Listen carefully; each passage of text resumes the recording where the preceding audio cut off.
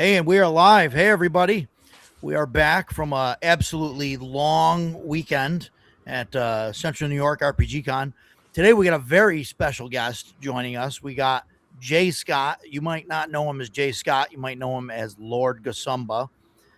He's on Twitch.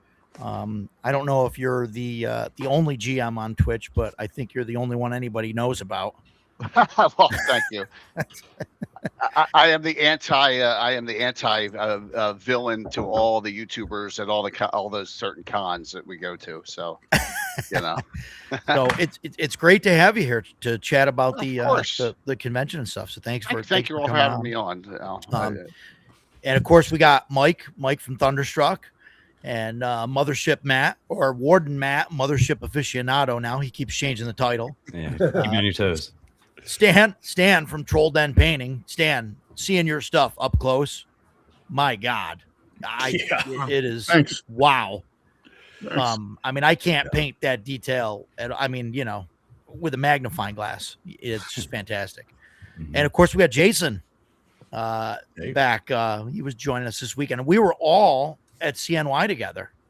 And of course, Jay was a special guest, and Mike and Stan were vendors, and Matt was there as a GM, and Jason was staff, and I was just really nobody.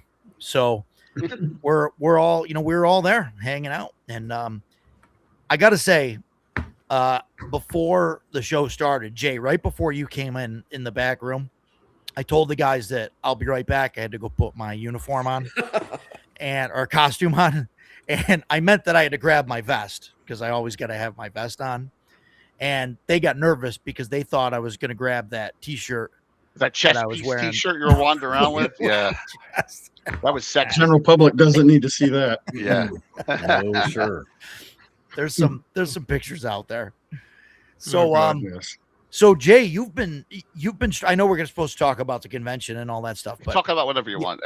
You've been streaming now for, or you've been gaming in Greyhawk for a couple of years now, right? It almost as old as I am, right? It came out in 1980, and I started right when it came out. It was like August of '80, which is when that. Wow. And so the campaign's that long. But I started in ’78 with Holmes Basic. So I was like 11 years old. I know I don't look that old, but I'm lucky. I'm blessed, I guess. So, but yeah, it's been so the campaign's in its 46th continuous year. Yeah, of Greyhawk. Wow. For some reason, it's fantastic. I was a kid, and I don't know why. I wrote my first adventure down. I logged every single adventure that we've ever done. So we're at 1,000. This Thursday's 1,192. Oh wow! From the beginning. Yeah, and about 3,750 sessions is the guess. We don't know how many sessions, but yeah. Wow, that's awesome. That's awesome. I mean, I'm lucky if I get a campaign that lasts a couple of years, before it just falls apart. So, well, I'm the prototypical term that I hate this term, the West Marches term. That's the style that I've always used. Where I have 28 adventuring groups.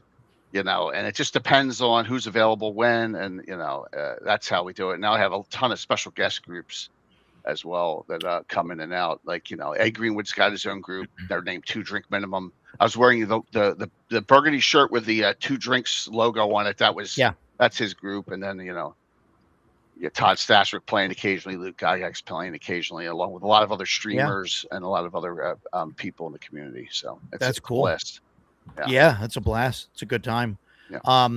So what got CNY on the radar for you? What made you say, "Hey, I want to go there"? That's a great question. Gary Con is awesome, right? That's my top every year. Getting my terrain to Gary Con is a nightmare because I fly there, right? So I was like, I want to do more local cons. I really do. So. Tiffany Rosenickel and I are doing some partnerships, some things coming up. And I said to Tiffany, I said, what's your schedule like coming up for this weekend? I mean, I know how busy you are. Do you have she goes 30 to 40 cons a year, which is insane. That's nuts. Do this so we can do some planning on what we got going on. And she's like, yeah, I actually can. And that's when I was thinking, Roger's I've seen Roger Page last couple of years. All he asked me to come, I just couldn't commit, and so that's when I contacted you, and things worked out, and it was Yeah, fun. yeah, fantastic. Yeah, And you get to meet one of your followers, right? One of your subscribers. Ron Savage Splendor, yes. Yeah. And he hasn't talked about it much, but he and I are gonna be going through the same thing. He's battling cancer now, so I know where Oh, he's jeez. from on that. He played in all the he played in both my games at Tiffany's RuneQuest game. Great guy. He's a regular on that. I was glad to see him in person. There's a lot of people. The gentleman's Kevin. Oh gosh, Darrow Was it Darragar. Kevin Doyle? No, Darragar. Yeah, Darragar. Yeah. I was so yeah. happy to see him there too. Yeah. Yeah, he's an awesome guy, and he had his crew with him.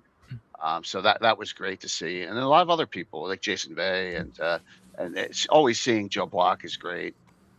And all the other special guests. Yeah. Seeing Mike, every Mike will tell you on the first one at his table at Page. I want this. Just leave him on the table. Yeah.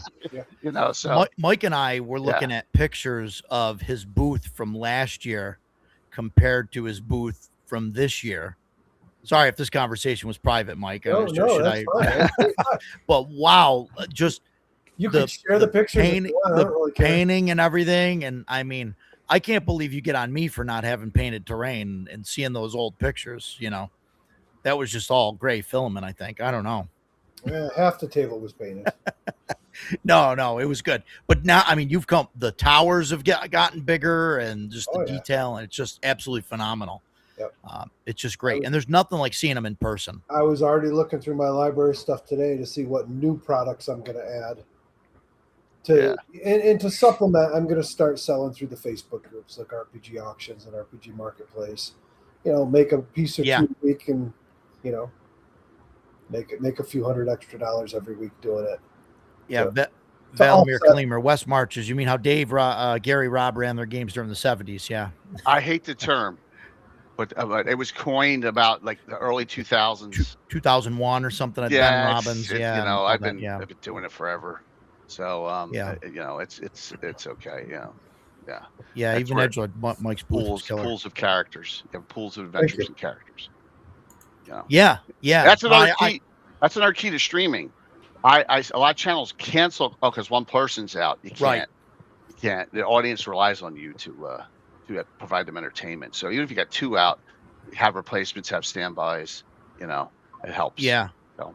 And Woody, I mean, you got people on like retainer or whatever that are just ready to just go if somebody. So kind of like this Saturday, I have the king of all of GaryCon, Josh Pop himself, who runs. He's playing Saturday morning's game because a lot of people are out. So whether they got vacations or other things. So Josh is actually going to hop on and fill in for Saturday's morning's game, which is cool. I mean, that's the kind of thing, and they want to play, and it's just a matter of people enjoying themselves. It's just we do a lot of one shots and a lot of all in the campaign itself. So there's always these long-term products, I call them. Sometimes they're running 20, 25 years. Some of the really long ones, and it's just all in the world. It's like Greyhawk exists, and then this adventure happened here and here, and it all encompasses. Other groups may run across each other. I've had that. We've crossed over groups where they adventure together. It's a lot of fun. Yeah, it's fun. Yeah, you mentioned letting people enjoy themselves, and that's that was kind of like what was the start of the whole convention for me. It was like I just want to have people game and have a good time and enjoy themselves, and I think we got there somehow, and and I've said it before, like I don't think it's me. I don't want to take credit for it. I know a lot of people want to give me credit, and it's everybody that's in. You know what I mean? You believed enough to come out. You know what I mean? It's if we didn't have people coming out, like it'd be me playing with myself in a room. You know what I mean? That's nobody wants to see that. Yeah. right. Yeah. Nobody. Yeah, it's that's the thing is you get word of mouth really is important. It really is. And then there's the thing of growing too fast. Sure. You got to grow at an even pace and have something that everyone really likes. And I know if Tiffany and I if our schedules work, we'll both come back next year. Yeah, really. So yeah, no, I appreciate she's it. in Absolutely. Florida. She flew down to Florida this morning on a vacation. So unfortunately, that's why I didn't. That's why she's not here. No problem. Yeah. And she got to meet with her publisher finally face to face too. Yeah, with Chelsea. Which was cool. Yeah. She was ecstatic about that. She said she'd been dealing with her for years and never got a chance to meet her. Funny story there. So I think it was Friday she was there. So they decided to go stream back in the room. Just so Tiffany's there because she was all excited about it in Chelsea. So I went in there to get something, and I said an off-color kind of joke to Chelsea, and she turns around right off camera and she gives me the finger, and I started laughing. I was like, "That's awesome!" Yeah, it was hysterical, right live. So nice. It was fun. She was really nice. So we're talking about seeing if they can get her to Gary Con. Her definitely coming back next year. Yeah, and I get it. The dates and stuff are the week after North Texas. It's I mean the calendar's full. It's hard to pick a date for a convention. Oh, the North Texas guys. That's why I had them on the other night. I wanted them to talk about it because Jim Kitchen and Bad Mike and Bill Meinhardt. I mean, Meinhardt's got the largest collection in the world, right? So even mine's nothing compared to his stuff. But yeah, he's and they're very good at raising money. So it's another thing I wanted to talk to him about. So that's why we talk about both conventions. Ben Mike was very positive about CMY too. If you saw, I did. I messaged him and I thanked him, and he was basically like credit where credit was due, and and absolutely. He says you're doing really well. And Chubby's got a question here, really quick. You mentioned growth. So last year we were at 202. The final number for this year was 244. So we had 20% growth, which I think is great. I think it's really nice. If we could do another 20% next year, I think that'd be fantastic. The intimacy was great. I loved it. Yeah. Chubby wants to know, what was the funniest story of the convention? Anybody got a funny story? I got one, but I don't want to just take the spotlight here. So I'm playing the game Saturday morning, and Tiffany's got a character. She's got I have this clan of humans, the Winchesters, and I always well before Supernatural, everyone, I always say they stole the name from me. So goes back to the 80s. She's playing Gemma Winchester, half elf, very flighty, and she starts talking about, can we all be friends? It's, like this. And there was an older lady and her husband sitting on the other side of the table, and she's playing a half elf as well, and she's talking all this stuff. And I'm sorry, I forget her name, but she looks over and goes, "Are you high?" she said, "Are you even taking a wacky weed?" And then she goes, "Well, my dad always says no, drugs aren't good for you. And if I was on drugs, I'd probably try and take the world over." And the older gentleman, her husband, he's like this. He just puts his head up and down. That was funny. Yeah. So she plays that character really well. Yeah. Yeah. A lot of great people. You guys got a funny story, or anybody else? Mike? Matt? I don't know, man. I was too tired. Yeah. Matt, too tired to remember what happened. You got a funny moment, or? I mean, I know some of you guys have played Last Things Last from Delta Green. Mm-hmm. At least, yeah. There's a red herring NPC in that. Because the setup is basically an agent dies and you have to go to his apartment, and the apartment leads you to another location. And so there's a nosy neighbor, Mrs. Janowitz, that's just a total red herring character. But every time I've run it, you sort of play her up, and somebody inevitably goes with her to her apartment and gets convinced that she's in on something, or she's evil or something. And it's always this moment of like, somebody going to kill poor Mrs. Janowitz. So, but the whole rest of the game, like every time there's like a jump scare, it's always like you open the door and it's Mrs. Janowitz. No, it's not. So but it's funny. Every time you run that thing, it's like, there's something about an old lady neighbor that just lingers like a little bit too long, that just gets under everybody's skin. It happens every time. I don't know if that happened in your guys' games when you played or ran it, but it's every time I've run it, it's been the same. My guys were paranoid of everything. Yeah.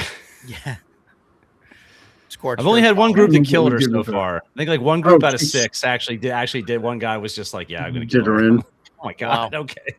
But Stan, you got any Any funny moments? I do it's not gaming related, but anybody that ate in the restaurant during dinner time can relate. It was karaoke night. Oh god. And there was a dude up there that was fucking god awful. And the guy sitting, there was a table next to us, and there was this one guy sitting at the table, and my son noticed it first. He was laughing so hard at this guy. He was literally like sobbing, like crying, because the guy was awful, like awful. I could have murdered cats with better harmony than Oh my this god. guy was belting out. And he was just as bad as that guy the night that Saturday. we were in there, Jay. Yeah, And, yeah, that guy. Oh musician my they god. have. Jesus. I was gonna go up and request. I like big butts. No, There you I'm go. kidding. Yeah, it was fun. Jason, you got a funny story or? I don't, but I know that Chubby has to leave soon. So I wanted to tell him my Skyrim or my Shadowrim game was a huge success. It was you nailed the flavor of Skyrim. When we were packing up and leaving, one of the guys that was across the table from me looked at me and said, "Man, I haven't played Skyrim in years. I'm going to go home and load it up." And when he said that, I was like, man, I mean, for me, that's like, Endorsement. you freaking nailed it. It was great. So, yeah. I just want to let you know it was, really, really great. So everybody was very happy with it. So I played in Matt Tapp's game, Dracula in Space, and it went south in a hurry. And we were on a spaceship, Dracula, right? And we found a bunch of vampires that were nesting, and somebody made a roll to, like basically kill them, to flush them or whatever, and botched that roll horribly. So he woke them all up. So now, so I ended up getting killed like right away. So now I'm a white. Oh man. And Matt says, well, you could play the white, or you can, I'll give you another character. And I was like, all right, well, I'll kill these guys. I don't, whatever you want me to. So I swing at Dan's character, and I just crushed him. And he goes down. He turns into a white. So in the meantime, Matt, this other Matt, he's trying to cast fire spells, and he runs out of fire spells. The only thing he's got left is Volcano. And so he ends up casting that on the ship, and he crit successes. So he Volcano, in the ship, and just erupts and just fills the entire ship with molten lava, and just kills everybody and encases this whole thing. And that was the game. That was it. I mean, it's just crazy. Mission accomplished. Yeah. I mean, I chalked that one up as a win. I mean, I think we killed Dracula. Yeah, Matt was telling me the story. He's like, well, that's one way to do it. Yeah. Mission success. Just great. Just the way that it worked. It was just crazy. So, Edgelord said he left right after Jason's game. Yeah. Lord Mattias. Yeah. He was there on Sunday walking around. Next time he's going to come for the whole weekend, but, we'll see. So I do have a little funny story, just a real brief one. Yeah. So, we get on the stream, and for weeks, Edgelord's been talking about, I'm going to bring Blanton's for you. We're going to have some shots. Jeez. He shows up at like 9:00 Friday morning, walks up to my booth with the Blantons in his hands. Yeah. You ready? I'm like, no. Good night. Oh my I got work to do first. Yeah. Yeah, way too early for that. I know, Friday morning. He wasn't messing around. No. Oh my God. Yeah, that was crazy. He didn't even come say hi to you, Mike. Well, that's all right. Next time. Hey, John, thanks for watching. Yeah, he was ready. All right. So, yeah, it was a blast this weekend. We had fun. Jay, you ran 2 games? Was it? Yeah, I ran 2. I ran one at 4 on Friday, and then one Saturday morning, and then I played in Tiffany's RuneQuest game. That's right. That one, the rules aren't out yet. That's and it's under NDA when they're coming out. And she wrote a lot of them. Okay, I thought that was next year. I thought they said. Probably, maybe not. What like, date though is officially, is unknown. So so I ran an Ancient Awakening. And I kind of kissed Joe Block's behind a little bit with that one because he has an article in Dragon, his biggest article ever put, see the Pomarge and die, which is from everyone knows this legendary article about all the humanoids in the Pomarge. He also has a hero champion deity in that article called Crovis, who's like a Flan deity who's going to protect the Flan peoples one day. So I use Crovis a lot in my campaign. So they actually found a burial chamber tomb of a champion of Crovis. But so the spirit comes out at the end, says, "Who wants to take my place?" And none of them wanted to do it. So yeah, that was. And then the second one was I used Mike's stair portal. You know, if you saw that stair portal, I got that a page because I've always had a location in my alert modes called the Stairs to Nowhere. So it was perfect for it. So that's still what I use for it. And there's a portal master, a Backlunish portal master had come through, and it was like scolding all the adventurers that had to come to stop him. Like, you're messing with magics you don't know about. And so there was Jinn, Marids, Deos, all that kind of stuff coming out. That was fun too. So it was a good time. Yeah, it was good. I had to laugh when you told me you weren't using those pegs for the portal. I have not. I've never used them. In fact, I gotta find the bag for them. If where you they don't are. have them, let me know. I'll send you another. I may need to. Yeah. I may need to. Yeah, but those are really cool with the cell phone and everything. Oh yeah. I got a flat one. Cool. I got a flat one. It's like a water fountain one from Mike, and I got the large one up the steps. Yeah, I have a couple more here unpainted that I didn't bring with me that are like a different style. I haven't brought out yet. Yeah, and they're perfect. Yeah, that staircase one is perfect. Yeah, it's all. I love it. Yeah, I want to buy it, but I don't have like a use case where I'd use it more than once or twice. That's my whole thing. So with Mike's stuff, I look and I go, where are set locations that I can in my game? Like the big tower, the not the one that was ruined, but so that is the Seeker Tower, which the Seekers is an organization in Greyhawk that seeks out magic, and they kind of try. There's the Silent Ones and the Seekers, they're rivals. So that's the Seeker Tower in my free city of Altamira. So it works. It works. Yeah, so you can keep going back to that and have. Yeah, absolutely. And the portal, the Stairs to Nowhere is a focal point in my game in the Lord Mills. So yeah. That's cool. You mentioned that at the end, the god there asked somebody to take his place or whatever to step in. It was a champion of the god. Champion. Yeah, and they would have gotten his sword, and then when Crovis had come, they would have had to serve Crovis. That was it, and they didn't want to have anything to do with it. It was funny. We did that in a con. Jason and I were playing in a Shadow Dark game at PAX Unplugged a couple years back, and we were like slaves that got sent into this tomb or whatever, go get the MacGuffin and come back out. And we get to the end and this thing, we open this thing and whatever comes out and says, "Oh, serve me and I won't destroy you," or whatever. And we were like, "Will you kill the guys outside that are, whipping us?" And the GM rolls the dice and is like, "Yes." And I go, "Great, all hail Lord whatever." Behold, we're in.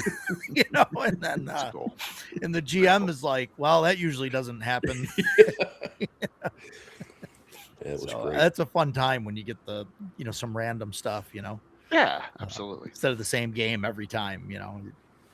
Different groups, different people do crazy things. So fun times. That's a great story. I could see that. I could picture that lady and her husband too. Oh man, they played both games, so they played the same character both. Yeah. One of them is Mike knows is Mike Disney's character, Skarn Wolfmaster, the dwarf priest of Moradin. So what I do is I allow them to play them at a set certain level. They're higher actually in the game now than the one we're doing. And then she played a elven female fighter mage. So I can't remember the name. She's got long gray hair. He's got short curly gray hair. Short curly. Yeah, absolutely. Those two, yeah, absolutely. And I can picture her. Yeah, he's like that too. Are you high? Yeah. Oh, it's funny. It's hilarious. We got a question for Stan. Plastic Warhammer minis that have been painted. How do you get the paint off of them? Good question. I would try simple green. I wouldn't go anything more aggressive because if it's just got a base, plastic. If it's just got a base color on them and it's thin, I would paint over them. But I do a lot of that too, actually. If it's a whole thing, or if it's old and really nasty, you'll want to get rid of it. But simple green, if it's a metal miniature, I just use fingernail polish remover, much to my wife's chagrin, because I steal hers. Yeah. Yeah, I wouldn't do that on a plastic mini though. no, because it will melt into goo. Yeah. If you do it with a plastic mini. definitely But don't try do it simple green. Yeah, make some neat abomination monsters out of that, maybe. Yeah. Yeah, Definitely don't do it on PLA. You'll be melting your buildings. Oh yeah, for sure. That stuff's really aggressive. So you simple green could even is fine try on plastic. simple green. I mean, some people have mixed results with it. I've had mixed results with it. Never like harsh results with it, like how effective it is. So I mean, you may want to just try diluting it a little bit with some water at first, just to make sure it's not overly aggressive on and plastic. start someplace that's not going to be seen on the mini, the backside, or like the bottom of the foot or something. To the bottom, yeah. Yeah, or a weapon or something that can be easily replaced. Or I concur with Edgelord there. You could try LA Awesome. They sell it at Walmart in gallon bottles, and it's like $5 for a gallon. And really? I bought a gallon of it. I put it in spray bottles, and it works very well for cleaning out the inside of the laser when you get the smoke residue inside. I'll have to remember that. I honestly don't strip a lot of miniatures. It's a giant pain in the butt usually, and if I don't have to, I don't do it. Like Mike said, a lot of times I'll just paint over it. I generally just paint over.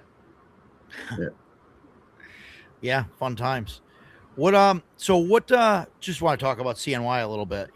How did it go for you guys? I mean, you guys got any what do you think went really well? Is there anything we can do better, you think? Or I thought the table spread was really good this year. It was a little tight last year. Yeah. I was worried about that. Yeah. But you and I talked about opening up the second half of the other room.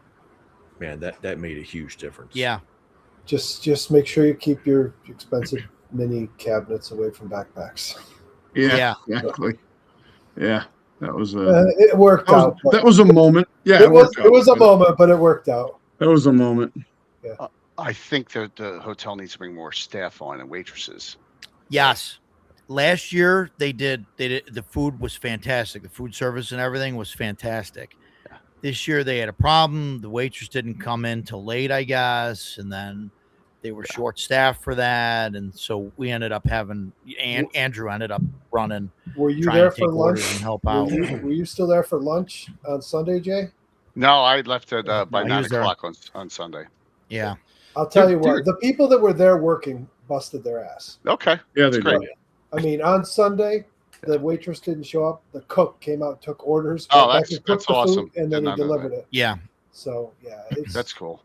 The ones that were there did what they could, but yeah, corporate. There's actually a lot of places to eat within 10 minutes too. Like I didn't realize the first night I probably would have gone out, but yeah, I mean, I went to I got barbecue and back the one I think Saturday lunch, less than 45 minutes, and then I think for dinner I went there. I got Starbucks and I got something to eat and got back within a half hour. I mean, there's like a million places to eat. That are that one shopping center is like 6 minutes away. It's got like 15. There's like 15 places to eat over there. Yeah, I crap on Utica a lot. And that's just because I'm not a city guy. I prefer being out in the country. But man, Utica has some really incredible restaurants. It's got some of the best pizza I've ever had, and I'm a pizza nut. So yeah, good, very good food selection out there. I got to come out sometime and you got to show me this pizza because. The only pizza I've had in Utica was the pizza at the hotel, and that's not pizza. It was edible, but it's not pizza. Boy. Hotel pizza is never going to be. I don't think that's what Jason's talking about. No, I'm sure he's not. Yeah. For hotel pizza, I think it was decent pizza. I thought it was very good. It hit the spot. I mean, like I said, it was edible. It was edible. It worked. All right, so that popcorn was good. Yeah. What do you got, Jay? Just like Gary Con, I park my car and I don't move it. Right, the entire time. I really liked that. I did not move my car one time till we left. It's an intimate con. I want to sit and talk with people when I'm eating and stuff in the morning or whatever. I want to interact with people the whole time I'm there. So I'd love to go off, but then I'll stretch it out to an hour, 2 hours. You know what I mean? So I really, in this case, and with Tiffany there as well, I wanted her to meet a whole bunch of new people too. And some people that that she may just only know them by a Twitch name. So yeah, that I liked. So staying on the whole time was great. Yeah. I like that too because Yeah. it's probably similar to Jay. I had a 5.5 hour drive, and it was nice to get there and then not really have to leave until we left. I mean, my son went out a couple times, like got us Gatorades and stuff like that to get us through the day, but we didn't have to go anywhere. Right. Like it was. Yeah. I really like good that plus. aspect of it. One thing I ahead, really liked about it was the fact that being a small con like this, They're savage. like if we went to other bigger cons I've been to, you can meet up with your friends or whatever else. But the thing is, when you're in a giant gaming hall, sometimes you don't know where they are. They could be off in some game and whatever. You don't see them. Having this small little intimate con, you had 2 rooms of gaming. You had people out, if it was after hours, you had people sitting out in the hall on the couches and whatever else. It was easy to find. You were going to be in 1 or 2 gaming rooms out in the hall or in the bar. And it was all right there. And, there was never a night that we didn't get a group of people together and go get dinner or sit around and have some drinks. And, It was fun. Just the after parties were fun. And it wasn't like it was, I'm sure there were some people getting pretty wasted, but most of the people were just like, let's have some shots and have a couple drinks and talk stories. And it was a great time. I haven't got that at another con. I mean, even like Paige, I love the first night when everybody comes to the hotel and everything, but man, it's chaos because it's so many people packed in there. And you got like an hour wait at the bar to try and get a drink because they're scrambling, and they do the same thing. Hilton does the same crap where they like, hey, you're going to have a convention with all these people and we're going to have one bartender. They get away with it because what are you going to do? You know what I mean? At that point, it's done. You can't really. The hotel has assured me that won't happen again next year.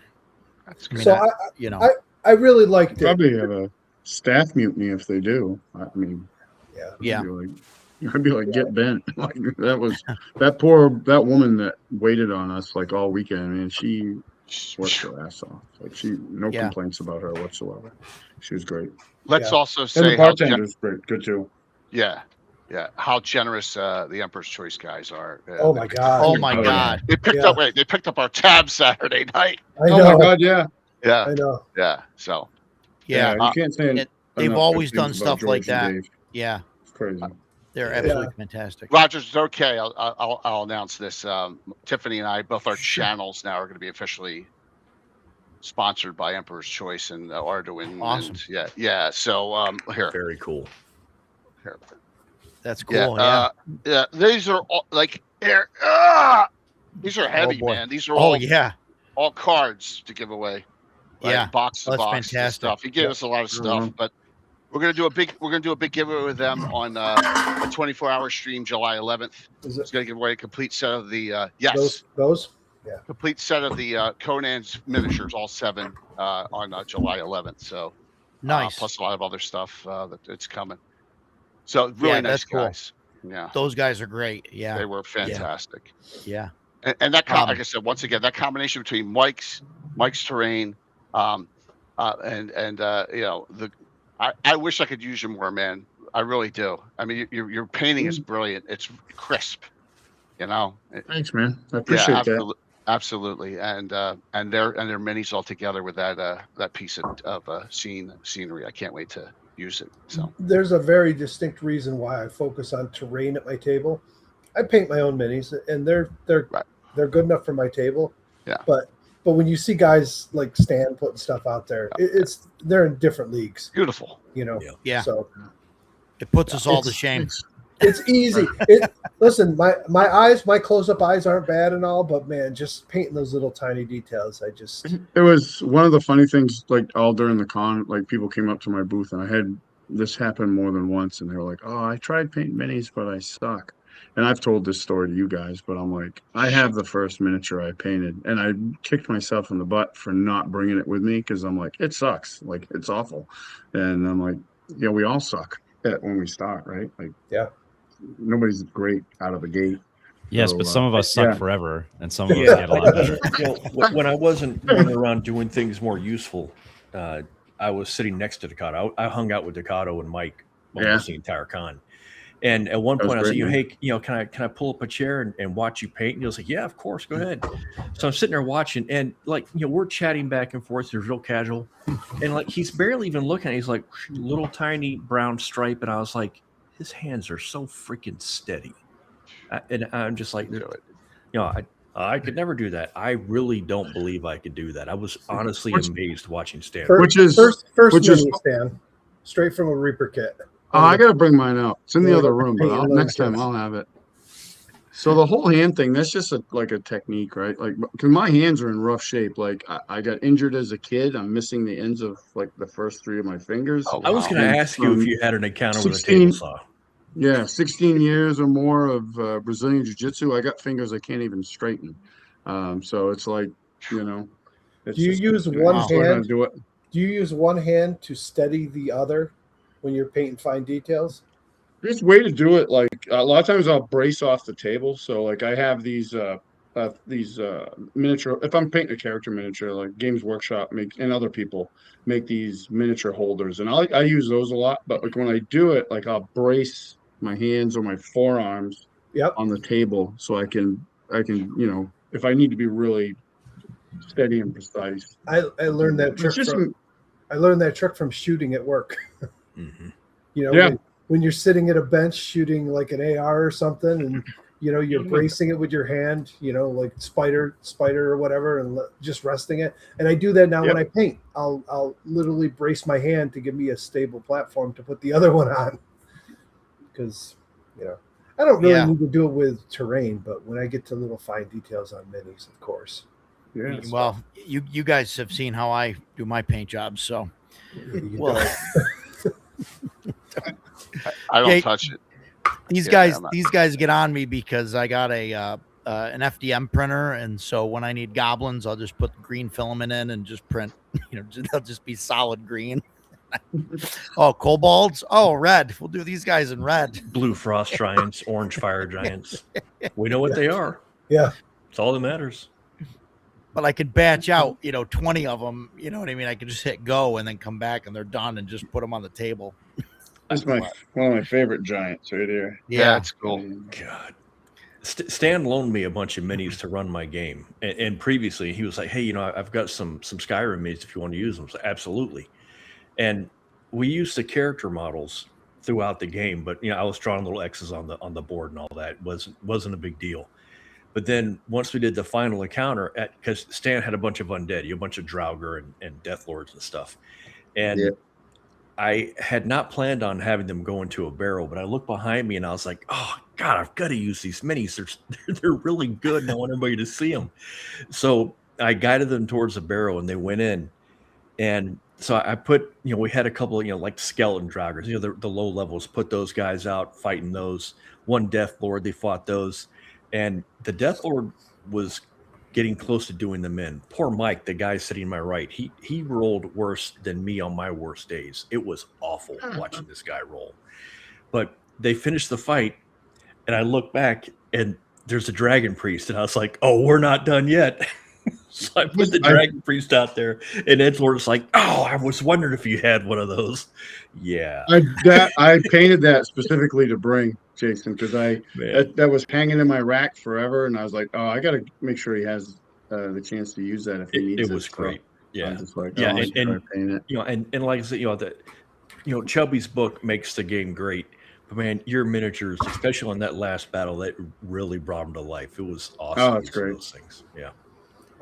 It's cool to kind of go around like George Hardy he came over and bought like 2 trolls off me before his game, and then he was using them. So it was kind of fun to walk around and then see Jason's game and George's game, and then have my stuff on the table. You got to do like a miniature rental service at the convention. It gets better, Stan, when you walk around and you see Jay's got my terrain there, George has got my terrain there. Troy Cannibal's got my terrain there, and they're all running them at the same con. And, it was nice because like I don't think George had any of my terrain. I don't know if he brought the bridge or he likes to use the I bridge. think he just had. Well, when I looked, he just had a battle model. I didn't pay attention to what he had this time, but in the past, these guys have come over and grabbed stacks of business cards and throw them on the table because every time somebody asks, they're like, "Oh yeah, it's from him," and they send them over, which is great. I had a guy from George's table came actually over and bought a troll because he liked them. So that was really nice. I'm really hoping. I've mentioned this to Stan, Jason, and Roger. I'm really hoping next year to start running some games with a custom adventure I'm going to write and a set piece that might even make Jay jealous. Oh boy, we're talking. I'm looking at a haunted house scenario. Oh, that thing! I've started. I've started printing it. It's 5 stories. Oh my gosh! The basement alone, the basement is 4 foot by 4 foot. The footprint of it is 4 foot by 4 foot. I'm gonna need my wife's car to bring that separately because I will not be able to fit it with. Don't hit a bump, man! Holy jeez! Yeah. I'm gonna do it's this is one of those pieces that I'm gonna have to put it on plywood or something because it can't have any flex. It's all the pieces glued together, so it's gonna get glued to a really solid base. A couple weeks before, I took for the first time out of my house the jousting field. I did a grand joust at Concoction, right? And that had 13 competitors sign up and all. And I'm just like, that's the big pieces. I'm scared to death. I mean, that arena I have built, it took Bill the Master Crafter 9 months. The Infinite Dimensions game arena. No. Those are awesome. Those are not. It's not going anywhere, But so it took him much longer to paint it than it took me to print it. That's right. You printed. That's right. You printed it, right? Yeah. And then it took him about 9 months total. Wow. I had a set deadline. It looks great. It looks great. It does. Yeah, and he bases it and everything, and has all the other things. This stuff's nice. I've painted up some of their slum tenements, like the big ones. I have both of those all painted. They're no longer a sponsor. I switched to Everon as my second 3D print partner. And it was just communication. I love to have communication. Max is great. All this Lord of the Rings series and stuff, and their trolls are like war trolls. So I really love Max's stuff. Really nice, and all the ghosts and stuff that they do. You really made out with Jeremy. So Jeremy's a one-man show, right? Yeah. And early in the days, this is like year 2 of me streaming. I said to everyone, I need to find a small guy who's intimate, who I can have a relationship with, and is just going to blow out idea after idea. When we ask him to do something, he'll do it. He set up with a jousting. He had no jousting field till we said, "Can you make this?" And he did all the. And he did. Oh, I'm going to do the outside rails. I'm going to do all this. And so Jeremy was a home run. He's still a one-man show. That's it. Yeah. That's all. Just the stuff he does is amazing. He's right now putting his collection of game books up on eBay. He's got some amazing stuff. I mean, he does. I don't know if you saw the video he went through of all the Planescape box sets still in shrink. He's just got all this crazy stuff. Oh wow! He's one of the best donator gifts for our annual St. Jude fundraiser. Yeah. Every year, he gave the Goodman Games that thick, what number 100 or whatever, that box is like $500 now, and that was one of the best donator gifts for last year. Was it the Castle White Rock? Yes. Box set. Yeah.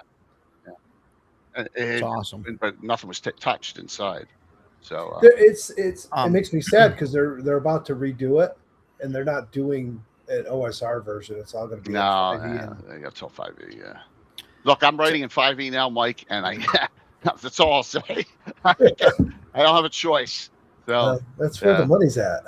Well, it's where the new Greyhawk content's at. Yeah. Savage says that you got to get a travel jousting setup. Would you ever consider something like that, Jay?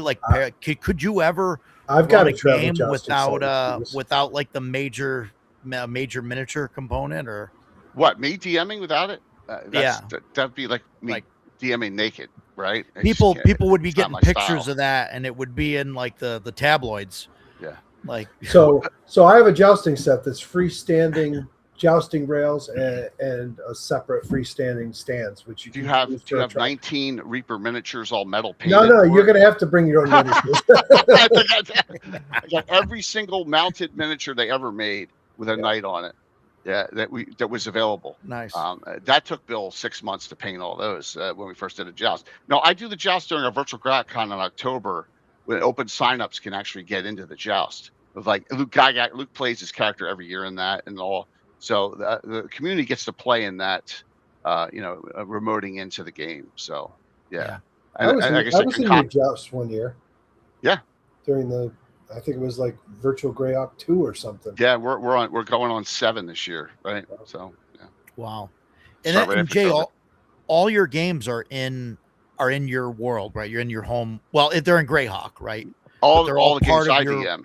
They're in Jayhawk. Yeah. They're in because 1980 Jayhawk, deviated in 1980.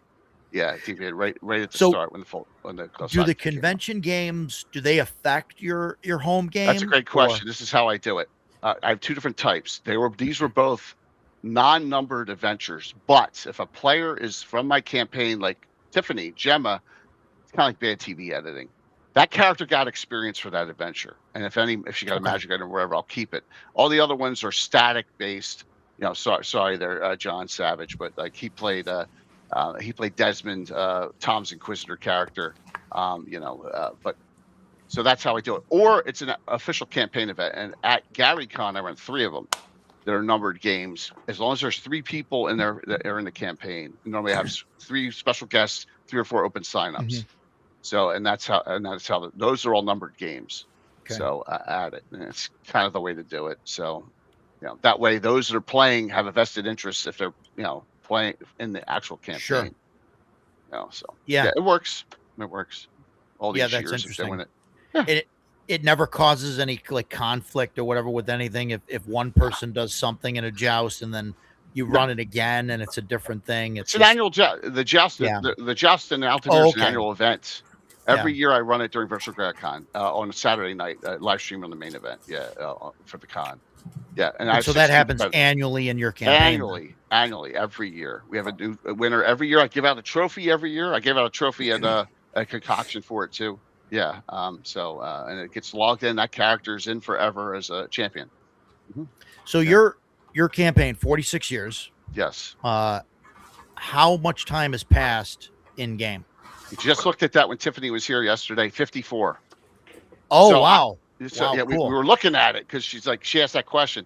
I started. If you don't know Greyhawk lore, the Battle of Emerald Meadows starts in 569. Now, Joe Block has that war game version of it. If he talks about it for that actual battle, they suggest you start in 575. We started in 569 when I was a kid because I love that story so much. All our people were squires and pages in that fight. So it started in 569. We're up to 623 in my game. So yeah, it's 54. Are you trying to keep it as close to like real time as possible, or did it just kind of happen that way? So you'll fast forward weeks and stuff. Yeah, I don't want to happen what happened at Greenwood when they jump all these years and then he's got to explain it and all. It's a natural progression, and we have generational characters. I mean, we got grandkids venturing for characters that were running in the 80s that are now running now. 40 some years later, we're in 3 generations of characters for family purposes. But like here's the Winchester family tree, for example. Yeah, and that goes, as you can see, it's pretty, So, as an example. Yeah, that's cool. Yeah, that's neat.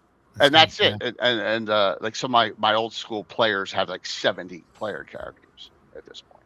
Wow, 70. Yeah, they're boring. They're boring and pretentious, right? So they're like, you know what? I'm like, no more new firsts. And then 2 years later, they're like, I want to try this out. I'm like, so.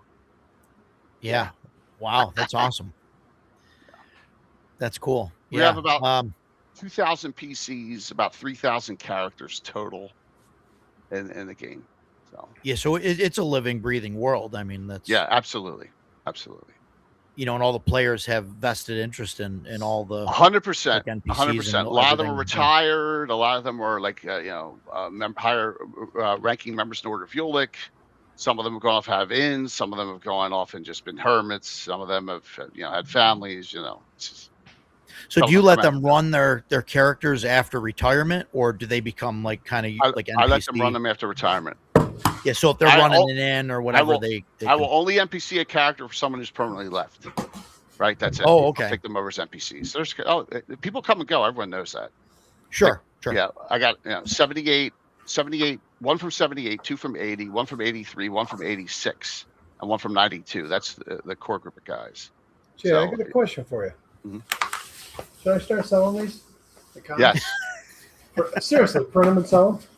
Yeah, I would sell them because you did them yourself, but I don't know what the copyright issue is. And I know what it is with DM's Guild, and they don't want you doing it. But listen, everybody that's making I'd sell them. I won't throw out any names, but anybody that you know of that publishes stuff on DM's Guild buys their hardcovers and sells them at cons. Oh, I know. That's kind of a no-no, but yeah, they do it. Yeah, I would do it. I'd do it. I was kind of leery, and I wouldn't do it anywhere. WotC's there. Right? No, at a con, a small con. I could. Don't do it at Gary Con. No. Yeah, but I'd do it. Why not? Yeah. Vince said that Jay has an advantage in not having novels upend the setting every couple of years. Yeah, stuff has upended the setting. Carl Sargent, I love Carl Sargent's works. It upsets the setting. That From the Ashes, it took me 10 years to figure out how to incorporate most of that. So you incorporate canon stuff with it then? Not Living Greyhawk because it's a mess. I don't even try. I just stick with it was a mess. Yeah.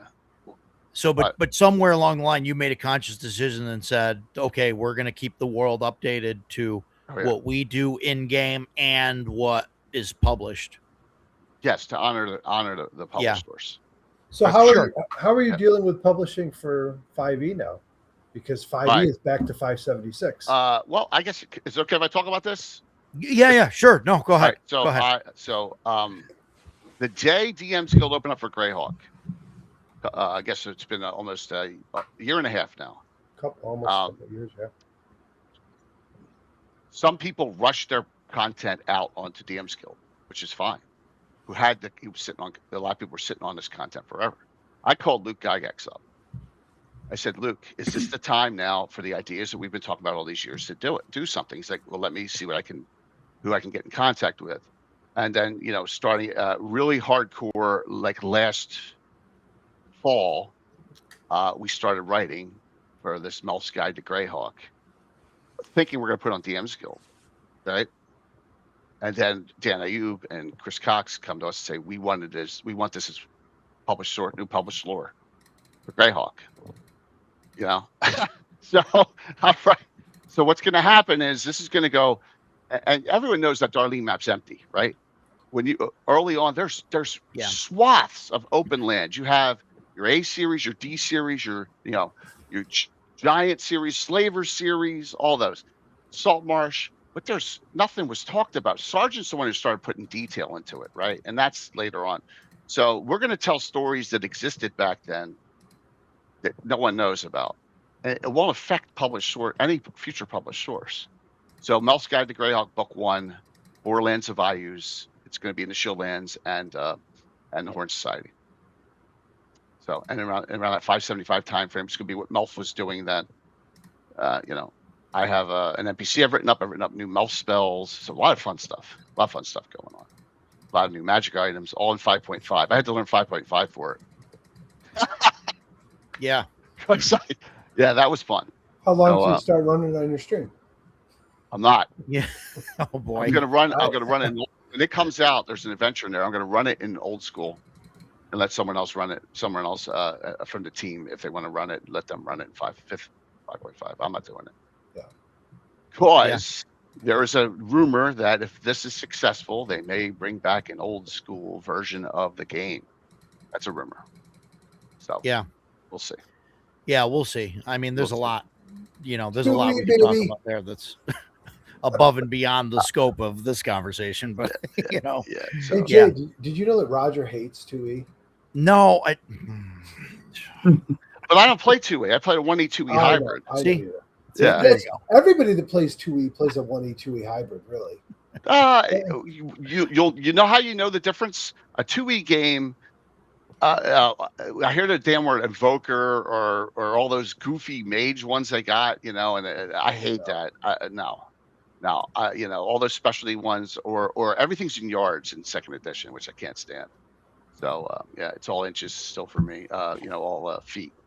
Yeah. But I always played it in feet. I don't know. Yeah, I still, that's in fact, I actually never paid attention. If they switched to the yards in 2E, I never paid attention. Yeah, they did. It's one of those things when you know the rule, you don't really look it up. Right, exactly. But what's so fun about it is that I have the elementals from second edition back to first, wild mages back to first, 44 specialty priests back to first. It's just that's the way to go. That's why I call it a 1E 2E hybrid. You just got to throw out that initiative system. Oh boy, I use group initiative. That's it. Yeah. No, I mean So you there got to you throw go, out the 1E initiative system. I don't know if this is Savage trying to troll or what. Oh, but, of course he is. So I answered the question. Yes, yeah, he knows. Everyone pokes it. Jay loves Vampire Throttle. Are you making me tell the story? No. Who's here run Temple of Unbelief? Right. I've ran it. Yeah. Okay. In the third level, Rommel is an illusion of a vampire, and you can actually free him, the prince who disappeared. Right. Free him, and then from there, what's up, Eric? Hey. Once you free him, well, he can go back and maybe be king again of his father's king of Firendi. Maybe he marries Jolene. Maybe he doesn't. Whatever. But Monty Cook in the Return to Temple of Mental Evil, somehow he turned him from illusion of a vampire to a real vampire wandering around the halls of the temple. And I'm like, this is the laziest freaking writing I've ever seen. What the hell? And they all the entire community busted and knows how much I hate it. Absolutely. And I've already that's why we give it. I know. But see, Luke called me out on it. He's like, you should be talking about book 2. Yeah, I'm like, it's all a joke there, Luke. On that Cannon Fire Discord, I'm threatening them. I'm going to revamp it for the new lore. They're going to rescue Thrommel. Thrommel's going to become king, and there's not damn thing you can do about it in the new book. Jokingly, right? So I'm pushing their buttons. So yeah, it's all fun. Yeah, fantastic. I don't want to keep you. I know you said you had an hour. You're welcome to stay. I don't want to kick you out. No, it's good, man. That's good. But it's good. It's the beginning. I gotta get terrain done for this Thursday. So yeah, too much to do. You got to start now. Fantastic. I'm halfway done. It. So thank you so much for coming on the show. Of course. Thanks for coming out to the convention. Yeah, bringing Tiffany along. Yeah, I mean, running some games. I mean, there's a whole. It was absolutely fantastic. We love to have you. So, if we could do it again next year, that'd be great. We'd love to have you back. We'll definitely be back, either myself or both of us. It just depends on the scheduling. No, and I get it. The calendar. I got invited, especially against the Origins next year. So the dates are moving all around for that, and a couple of other things. I'm not sure if I'm even going to go yet. But it's Origins will be the week after CNY. So next year, it's I may be able next to year. do both. I may be able to do both then. So it's right on the way. You stay here an extra day, and then you're only 6 hours to Origins. Then I get thrown out of my house. Yeah, you all know how it is. No, I get it. Yeah, I get it. I do. So if you can, great. If you can't. We'd love to have you on the show again. It was so great. I definitely want to come back. So we're gonna try and make it happen. Yeah, absolutely. Fantastic. I appreciate you all. Thank you. And like I said, look for all that new terrain from the auction up shortly. That'll be July 2nd and 9th when I run that doubleheader with the All Lady group. And Ed Greenwood's on this Sunday night on Gabbin. So we're going to talk about climate and its effects on the Forgotten Realms and Greyhawk. And oh, nice. Game Thursday night, game Saturday morning, and Legends of Lore tomorrow night. We're going to talk about your favorite episode, your favorite instance of what happened in old school adventure, a Greyhawk adventure. Like what do you remember from Thariston? What do you remember from Showcant? That kind of stuff. So cool. Yep. I appreciate your time. Cool. Thanks. That was fun. Yeah, absolutely. We'll get you on again. Thanks, Jay. You have a great one. You too. Figure out how to exit. Leave button. Have a good night. Thank you. Take care, guys. Yep. Yeah. So that was It was a good time. We got Mr. Eric Tenkar, the Indeed. bartender of the OSR. Thanks for coming on, buddy. Oh, dude, thanks for having me at the con. Come on. Well, I mean, there's a short list of OSR people that want to come up, and you're right at the top of it. Oh well, you're underselling yourself, but okay. No, I mean, no, thanks for coming to the convention. Hope you had a blast, and you got to run some games, right? Did you have a good time? I had a great time. Ran some games. Luna had a great time. Oh my god, Eric. My daughter and all of her friends, and there's like 8 of them or whatever was, I don't know, when it's kids, if it's more than 4, there might as well be 20, but that's all they were asking me. Is the dog coming back next year? Is Luna coming back next year? I would have stolen it if I had a chance, but you guys were keeping close watch. You gotta add the 2 dogs to the search, when people are going around filling their boxes, the scavenger hunt. Yeah, both dogs need to be added to that. Yeah, you got to find Luna, find Gozer, and yes. Whoever's walking them, or whatever. I think one of those 2 dogs would enjoy that more than the other, based on what I saw last week. Gozer might not be too thrilled by it, but Luna will be like, more people. Yeah, yeah. No, it was an awesome weekend. I'm still recovering. My voice is still recovering. Yeah, I was losing my voice by the end of Saturday. And that's a good thing. I mean, it means I was running games and talking to a lot of people. But I could hear it. I wish the karaoke guy would have lost his voice. No kidding. Oh, man. Karaoke is literally rolling craps. You get there were a few people I heard, I was like, oh, that actually sounds pretty good. And then there's a third voice that pops in, and you wish you were armed and able to shoot the mic. Did you happen to see Andrew get up there? Like quickly researching the stand your ground laws in New York, and if they apply to karaoke singing. There were some people that off key would be a polite way of saying what they were doing. Andrew was pretty good. He was. Andrew was excellent. He was the best one. He was the best of them. Yeah. He was good. See, I wasn't near enough to identify who was singing. So, I mean, for those you know Andrew, because Andrew was Rogers' buddy that was running around. But I wasn't close enough to actually identify who was just saying. There were times I went, oh, that person's on key and knows the words. That's awesome. And there were other times it's like, why did you choose a song that you don't know and you can't hit the some people probably couldn't hit any notes if they tried to, but that one guy couldn't hit any notes. And he Savage says high notes. Savage says it's the same crew that travels and hits all the karaoke bars. I did not know that because I do not hit the karaoke bars. It's an addiction for some people. I understand that. So Agile Monk, he's in the chat. His Kickstarter, we're at like 31,000, right? Oh, yeah, nice. we're like $1,000 away. Oh, from hitting the goal. Damn. So yeah, and there's 8 days left. So we're definitely. Oh, I say we. He's definitely gonna make it. Yes. He's definitely gonna make it, and that's gonna be fantastic. So I can't wait for that. It's a good looking Kickstarter. And I like it. I'm looking forward. Oh, it's great. And Agile, like, he deserves it. You know what I mean? It's just, he's just fantastic. And he's like, you're the bartender of the OSR, and like, he's the one that's going around paying everybody's tabs. Oh yeah, he's buying everybody drinks. So I'm going to buy the next round. He's making sure the bar is full and happy. So yes, he's a great support. It's a great supporter of the OSR in general. Yeah, not just my channel. He's on everybody's channel. Everybody's. God bless him. Yeah, and he loves it, and it's fantastic. So I hope him well. Hopefully he can come out to the convention next year. We'll see what happens. Very cool. So so you ran a couple games. Yes. Right? They went well. They went very well. And it's my same stuff that I'm like going to be running twice a month on my Discord. It was the the open table for Twilight Island, and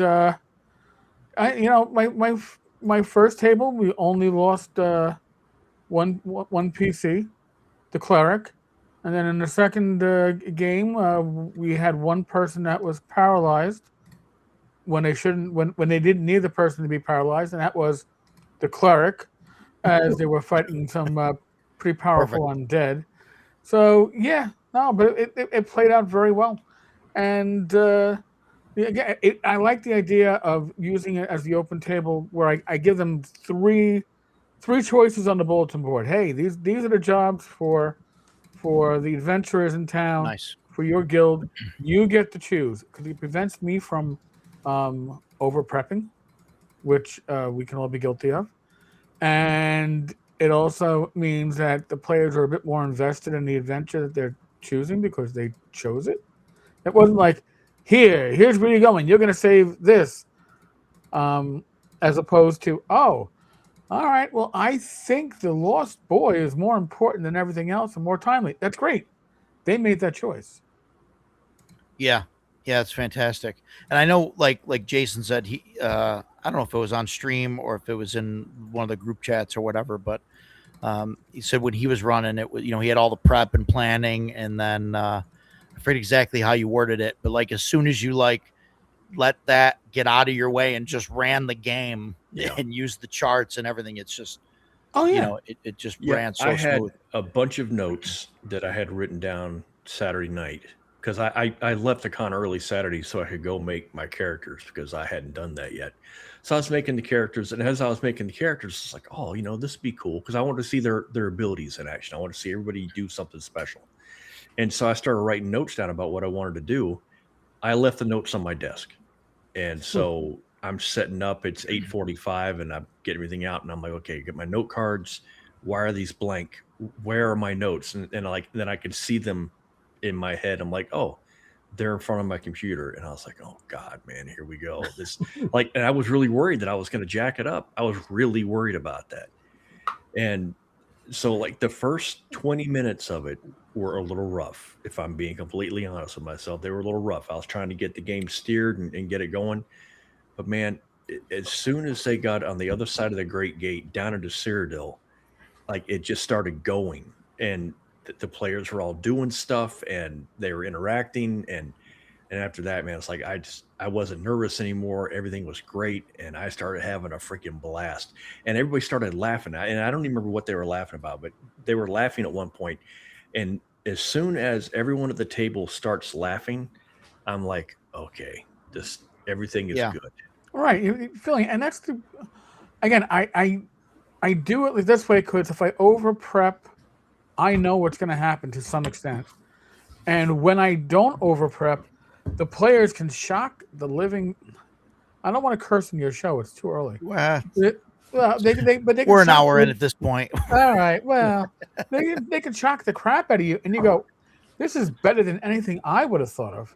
I'm running with what their direction, and it becomes enjoyable, more enjoyable to me because I am experiencing the adventure kind of like with them, because they're making me go by the seat of my pants. I like that.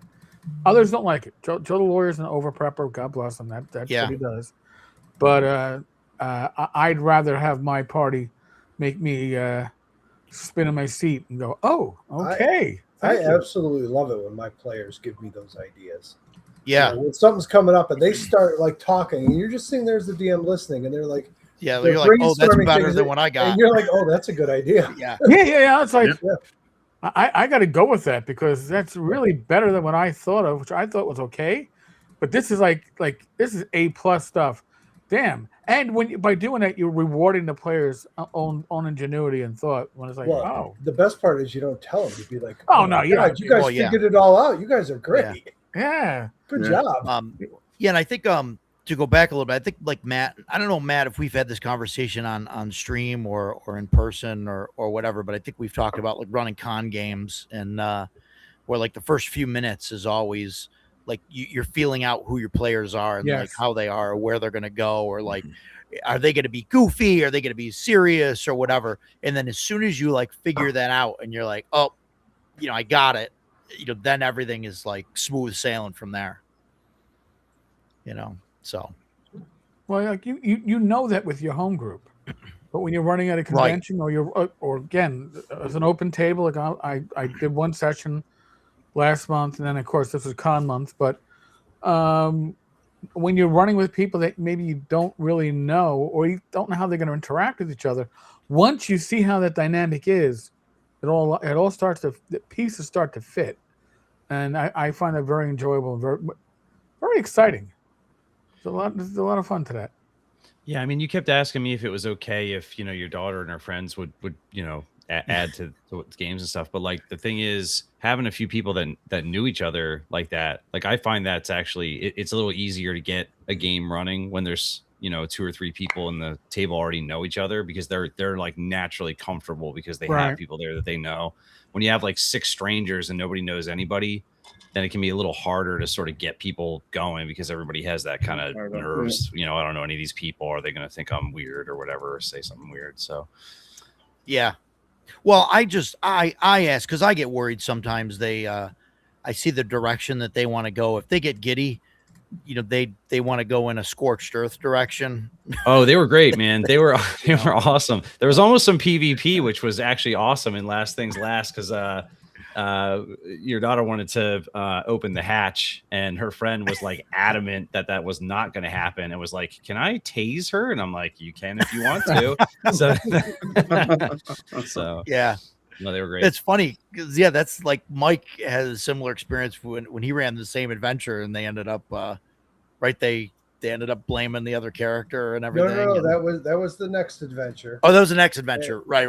It was a few sessions, and by the end of it, one player had died, and they had met a sheriff's deputy, and he assumed the role. He took over the sheriff's deputy as his character, and he was just, of course, he wasn't an agent, and he was getting involved in all this stuff, and he wanted to start doing this crazy stuff. And the rest of the players at the end were like, "How are we going to cover all this up?" And they're like, "I know."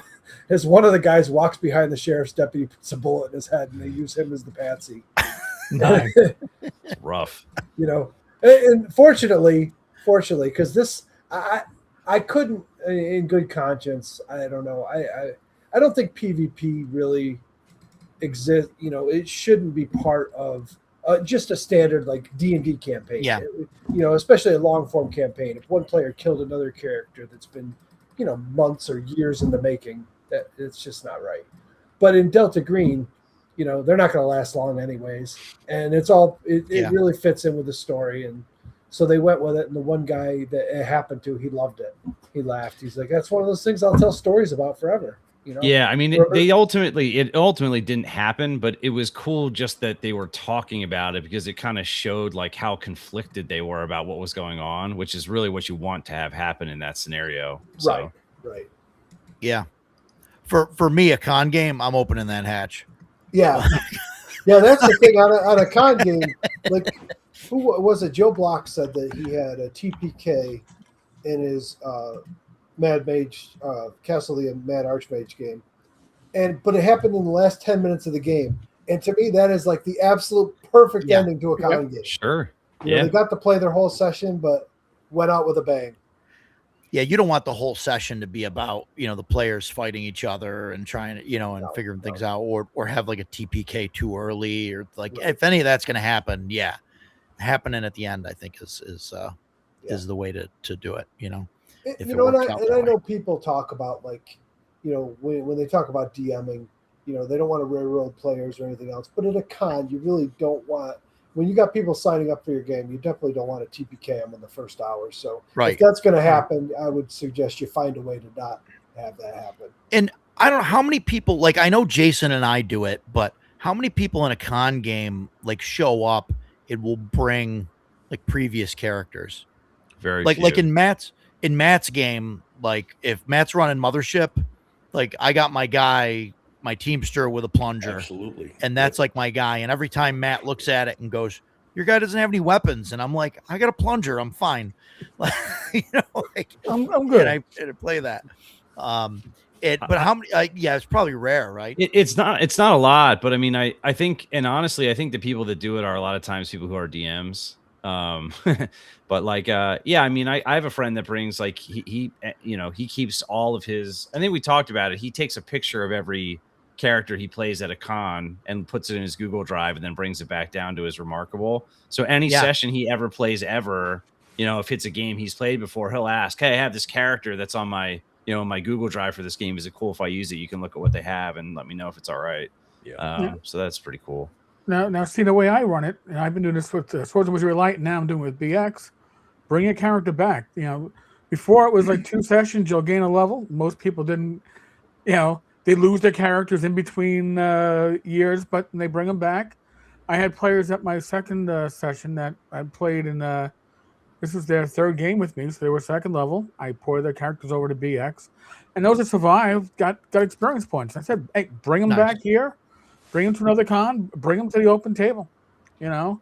I think players get a little bit more invested in not doing pure stupidity when they go, "Oh, wait, my character actually can return." Yeah. Oh, wait a second. Yeah. Maybe I don't want to be that ass. Yeah, I mean, he made a deal with me. Like, if I get my mothership high score up to 4, can I add a master skill? And I was like, sure, man. And so like it definitely changed like how he was playing that character because he's really trying to stay alive. Yep. So yeah. It's funny the guy I played in your mothership game, like the first time I played that character in Moonbase Blues, I didn't care. I was like, all right, whatever. I got shit to do. I'm going to do this stuff, right? And I'm like, I'm going to ignore all this crazy shit that's going on, and I'm going to get stabbed or shot or whatever because I'm just going to walk into something terrible. Like, there's the whole toilet thing. I'm like, okay, some monster is going to come out of the toilet and just eat me. What because you never know what's going to happen. And then he survived, and I brought him back. And now I'm like, oh, I can't let this guy die. Like, he's important now. Like, he's a character. Yeah, I don't think it's really common per se, but when you get a DM at a convention that like you look at the games they're running and they're running like part 1, 2, and 3 of something, like it's a continuation, and sometimes you'll get different players, but if you get the same players that come along for all 3, they're really going to want to keep their character alive. They're actually going to play it, and I guess you get a little different scenario when you're a 4-hour game and that's it, one and done. You're probably a little looser with what you do, but if you actually get invested in the character, it's going to be a better game.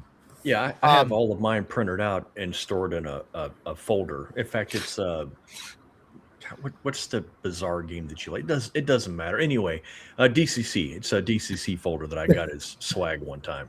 So all of my characters are in there, and I've got 2. One is a ranger that I played with CNC.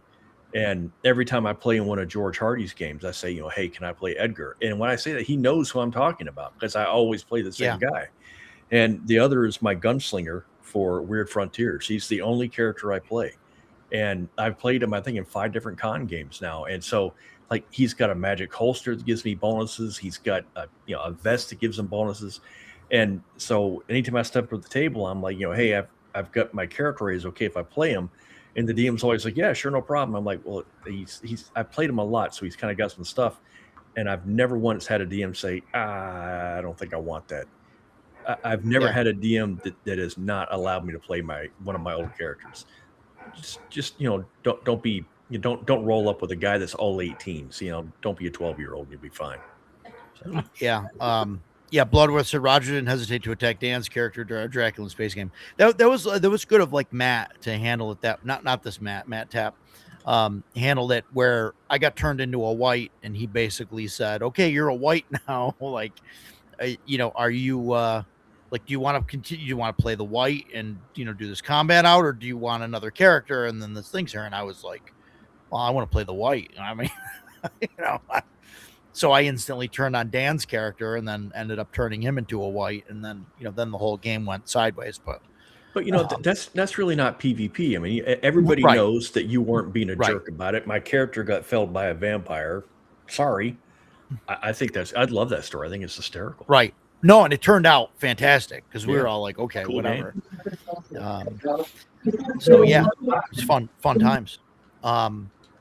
But yeah, so I think the weekend was was really good. Yeah. We had I don't know if you heard me say it earlier, Tenkar, we had 244 is the final number. Damn. So 20% growth over last year, which I think is nice. good. And we had I forget the exact number. I think we had 34 games last year, and we ended up with 68 this year. So we doubled, exactly doubled the number of games, which was just fantastic. I mean, wow.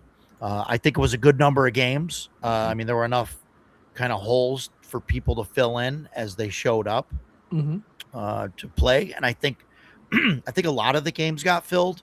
I know there were a couple that only had a couple signups, and the GM ended up canceling. But then but the GM like helped that player get into a different game. So, I mean, I think it worked out. It worked out fairly well. I took extra people on to a couple of them. So yeah, and that was one thing I was going to say too. And Matt, thank you for that. But a lot of the GMs, are more than willing to like, hey, if you got a couple extra, throw them at me. I think it really worked out too, making announcements that like as games were starting, like, hey, this game has got 2 slots open if anybody wants to go. Yeah, because right after you made that one announcement, you were standing right in front of me and had 2 people come up and they're like, hey, we've never played it, we'd like to play, and off they went. They filled those 2 slots. Yeah, and that's nice to be. That was great. That was awesome. I think, and that's another thing I think you won't have at a big con. When you have a big con and a huge hall full of games, it's impossible to like know when there's empty slots or whatever. Right. I mean, you can walk up and ask and walk around and see empty chairs, but it's not like they're going to be able to make announcements when there's 100 games going to figure out where there's spots for you. No, yeah, it's almost impossible. I mean, I mean, it's getting to that point. If we grow too much, it won't be possible. Like if we get to. In a couple more years, it'll be harder for us to do it too. I mean, I still think we'll see. I still think if we grow to 500 or something, I still think that'd be possible. It's still small enough. You could still within a few rooms, running the games. The venue we're at isn't huge. The rooms aren't enormous. They're enough for what we have. Right. But if you had a bigger room, you could still do that. As long as it's not. I think that it helps that. Whatever god of luck has been smiling down upon this con, you've got DMs that are running interesting games, and you've got players that are actually interested in playing. They're not, I bash on PAX Unplugged because I think it's such a trash con, but you go down to the basement and there's 20 people sitting on the floor waiting to play the worst games ever published, and you and I will go down there. Yeah, and we'll browse through these games, and I'm like, who the hell is it? Not just who the hell wants to play this, who is writing this garbage, and why is it being published? We've got all these great games that are available. Come now, fresh ideas. Yeah, okay, we'll go with that. Some ideas don't need to be published, but that's for another time, I guess. But I mean, you've got all these super cool games that are out there, and we have been lucky enough to get DMs that want to run these super cool games. I'm astounded. Honestly, I'm astounded by it. Last year and this year, when I'm walking by, I'm like, God, that looks awesome. I really want to play that game. And when I'm running, I look behind me and Matt's running. And I see what he's running. I'm like, oh man, I had a great time playing that. I wish I was sitting at that table again. That doesn't happen at most cons. So that's my 2 cents on it. Yeah. Well, it's interesting being I guess an OSR con. I mean, I didn't really. I guess the aesthetic is definitely OSR, and I do put celebrating old school gaming. So I mean that is kind of the aesthetic. But I mean, I've always said if people want to run 5e 2024 5.5 whatever, like I don't whatever, play it if that's what makes you happy and people want to show up and play it.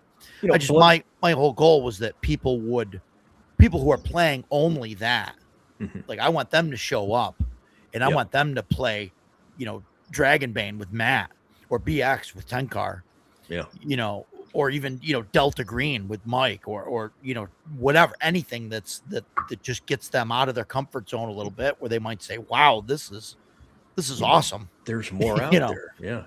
Yeah. Bloodworth was running Shadow Dark. I'm running Shadow Rim. Matt's running Mothership, and these are not OSR games. And we talked about that before. They're not 5e, but they're not OSR. And Joe Block and Greg, those guys are running OSR games. Matt Tapp, that's all old school stuff. You can't look at Shadow Dark and say, "Oh, that's OSR." Clearly, is not. Right. But it's adjacent.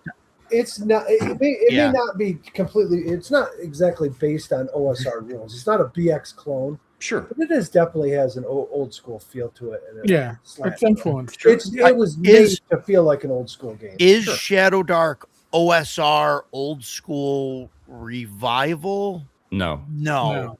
Is it OSR old school Renaissance? Yes, and that's literally how Kelsey defines it. So you literally just recapture her exact argument. But now we're into the argument of like, what does OSR stand for? And it's I don't want to derail this. It's a nobody agrees on it for next week, right? Yeah, we can agree that no one's going to agree with that. That works for me, right? Or you get into some of the games now that just have started using OSR as the game's initials. Old Sword Rain and Old Sword's Rain and things like that. Shadow Dark's like baby's first OSR. It's good. It works out fine like that. But then you have games like Zweihander that claims to be OSR and right. Roger, did you ever figure out what that one game was?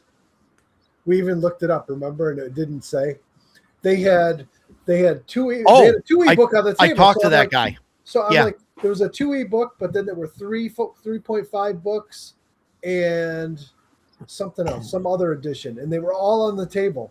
And we're like, what are they playing? The character sheet didn't look like any of them. So, and then the description just said it was like an old school style game or something. Old school style dungeon crawl or something like that. Yeah. I talked to the guy afterwards. I forget his name. It sucks. It's going to be worse if he's in the chat. But I talked to him and I was like, dude, what were you running over there? Because I saw, that you had books from every edition on the table. And he's like, yeah, I'll pretty much run everything. I just talk to the table. And if anybody has like a real hard preference as to what they want to play, I'll just run it in that edition. And if people feel one way or another, like whatever works for them, I'll just run it that way. Wow. So he's like really being the, I guess, what do we, a service DM? Yeah, I guess a very giving DM. So basically, what Monty Cook claimed that D&D Next /5e was going to be, but never accomplished. Yes, compatible with everything. Yeah. Interesting. Hey. Yeah, backwards. But he'll just run it. Yeah. So it's anything, right? I mean, if you know all the rules for the game to a point where you don't have to look up anything, then the conversion, should be simple enough. True. I mean that's got to be mind racking. I mean, it's not something that I'd want to do, but without a doubt, you definitely have an old school feel to this convention. Sure, and it's attracting an old school crowd. Yep. The only suggestion I might make, and I know none of us here want to run 5.5 or anything like that, but one good reason of maybe bringing 5.5, trying to find a DM or two, is because we all know that locally at the game stores and whatever else, 5.5 has a much bigger presence. You got people that play this stuff. If you can attract them to the con because of it, then maybe you can get them to try other games while they're here. Yeah. And that's the... But are they playing 5.5 or original or D&D 2014? Well, they could still be playing 14. But, that's my experience. It's kind of the same game. It's it's different, but it's the same. I don't know. I considered trying to run 5.5. I have not run 5th edition. I've only played in games. Well, I mean, I've run a pared down version of 5e, but that doesn't. I mean, that's like running basic. But I've not tried to run 5.5. I've not tried to play 5.5. I do not believe I would enjoy it at all because I don't think there's any improvements over 5th edition.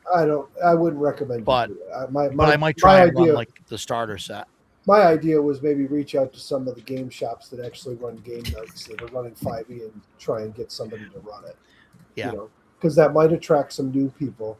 And the hope is, they come and play a 5e game, but then maybe they see the other stuff and say, hey, I'll try Mothership, or I'll try Shadow Dark, or I'll try something else. Mm-hmm. Yeah. Well, yeah, and then that's like the whole point, right?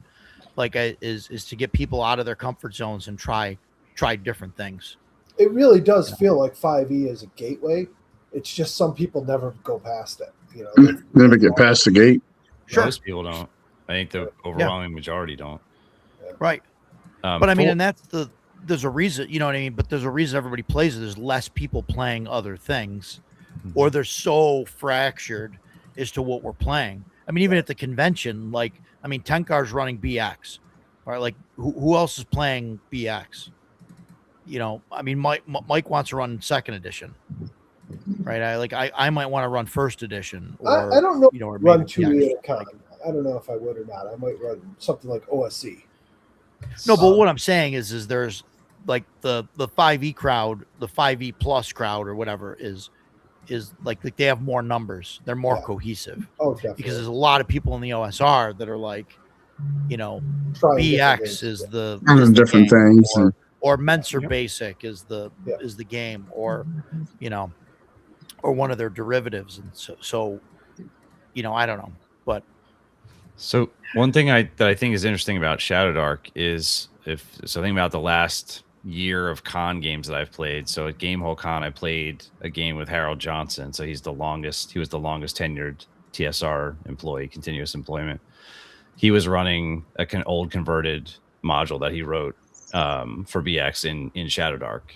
And then Keith Amon, who wrote Monsters Know What They're Doing, he created a monster specifically for a session at Gamehole Con. He ran it in Shadow Dark. And what's his name? Rob from Pulpamic. His whole thing is OSE, but then when he ran it at Concoction, he ran it in Shadow Dark. So there's definitely something to be said about, like, why are all these people who clearly are writing for OSE or literally wrote for old versions of D&D, they're all running stuff in Shadow Dark. Part of it could be because it's popular, but I think definitely part of it is like as a DM, like the prep time and mental load it takes to run something in Shadow Dark is really pretty low compared to a lot of, I would say compared to 2E or even 1E if you're using all the rules. So I think that's probably part of it too, is like you get the feel of that style of game, but like it's not very mentally taxing at all. I do think that Shadow Dark is the current darling. It is, without doubt. Part of the, in OSE was for a while, but you got to remember that Gavin Norman decided to like put OSE on hold while he worked on Dolmenwood for so many years, and you didn't have much coming out. Now with a new box set coming out and a new revision of OSE, and we'll see if it starts to gain more steam again and whatnot. I mean, they're both great games. I'm not. Shadow Dark is a little light for me, but I still had fun running it. My players still had fun playing it. It's a great con game. Yeah, I mean, I think that's the other thing is like if you're going to run something at a con, like a lot of the depth that you get out of some of these other systems, you're not even going to use it in a con anyway. So, maybe Shadow Dark becomes a more reasonable choice. That's why I said I wouldn't run 2E at a con. Yeah. I mean, you can, but there's a lot to it that they're not going to get in a 4-hour slot. And OSE development in and of itself is sort of interesting because if the purpose of that system's existence is to be a cleaned up, more digestible, easier to gamify version of, BX or 1E, what are you developing? Like, but by default, as you start to develop, do you get people that say, well, now you're not sort of fulfilling your mission statement anymore, right? So is it just he's changing the focus now? Well, I think that's part of why he did Dolmenwood is it's like, well, I can take all the stuff I like from OSE and I can expand on it all I want in a setting I like better, and nobody can say, well, now you're not OSR anymore because you're developing in ways that weren't in the original game. We're tabletop role playing game fans are kind of fickle too. Yeah, like people loved OSE, but one of the biggest complaints is going to be like, well, it doesn't have the soul of BX. It's just a manual. It doesn't have the art. It doesn't have the flavor that BX has. And I think that's part of this whole revision. There's new art going into it. There's going to be all new descriptors of play in it that weren't there. And I think he's trying to capture that. But he's also adding more 1E options. Well, the Demon Month thing felt pretty intentional too, right? I mean, that's kind of the whole, like, hey, this is something that was part of this that got jettisoned for 2E. Like, we're going to bring this back and focus on it, which I thought was kind of cool. I may pick it up later, but it was one I didn't back it because high level play in demons are just something I've never done. That was kind of like me too. It's like BX starts breaking down around name level unless you really start transitioning to domain play or something like that. I was like, and hey, don't you roll your eyes at domain play? No, I'm not. But demons and devils.